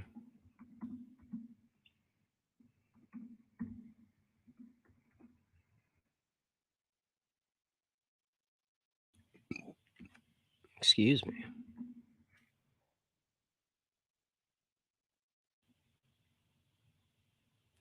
A nice balance of based and cringe, one could say. Good stream, man. Yeah, hey, maybe that's basically the Zoomer. Basically sums up the Zoomer. You know, there's some out of pocket stuff, and then there's some insightful commentary. But but at the end of the day, you made it through the stream. You made it. Being your cuz. Oh man. Man. Maybe one day we'll see. We'll see. Thank you, Just Jimmy's. Always knows exactly what to say. Thank you, Just Jimmy's. Book's hippie kid's name is Eminem. Yo, real? Coincidence? Hey, is that a coincidence? Interesting how things line up like that. All right. Thank you all, one and all. I appreciate you guys stopping by for this roller coaster birthday stream. Appreciate all the kind words. You guys, man, I think about you guys often, and I just, man, I can't even put a face to most of you, but you leave such an impact. Seriously, I'm very grateful that I got you guys to chill with, get cozy, and pretty much snuggle with on this stream. So I really appreciate you guys stopping by. We'll be over on Pete Canones if you guys haven't reached your almost 3.5 hours. Oh my goodness. I'm sorry to abuse your tolerance level. I don't mean to overwhelm the viewer, but did not realize we were going on for that long. So hey, but thank you anyways. I appreciate the support, and we'll be back in the near future. Like I said, Semiagog talking about goth culture. Who would have guessed? And on Twitter, by the way, check us out on Twitter. I don't know how many of you guys are not there, but oh, that's Nicolas Cage. Excuse me. But yeah, the Twitter. Hey, and the Instagram too. The Instagram. We got some people in here who see the Instagram, but I think you guys would really would find some content. So just a suggestion. Just suggestion. Okay. But thank you so much. Thank you so much. And we're going over on Pete Canones, so you guys might want to tune in. We're talking about Sam Harris and how cringe the guy is. I mean, my goodness. So, thank you guys. Subject to change. Thank you. And as well as the others, thank you for the Matt Dillon Appreciation Hour. Brian, thank you. Devin, thank you. Devin Murdoch, thank you. Bronx Cartel, Cartel, excuse me.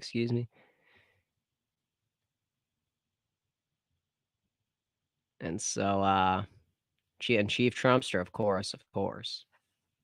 And we love our Zoomers over on Cozy. We love our Zoomers. So thank you guys. Hey, I keep saying it. But thank you guys. I appreciate it.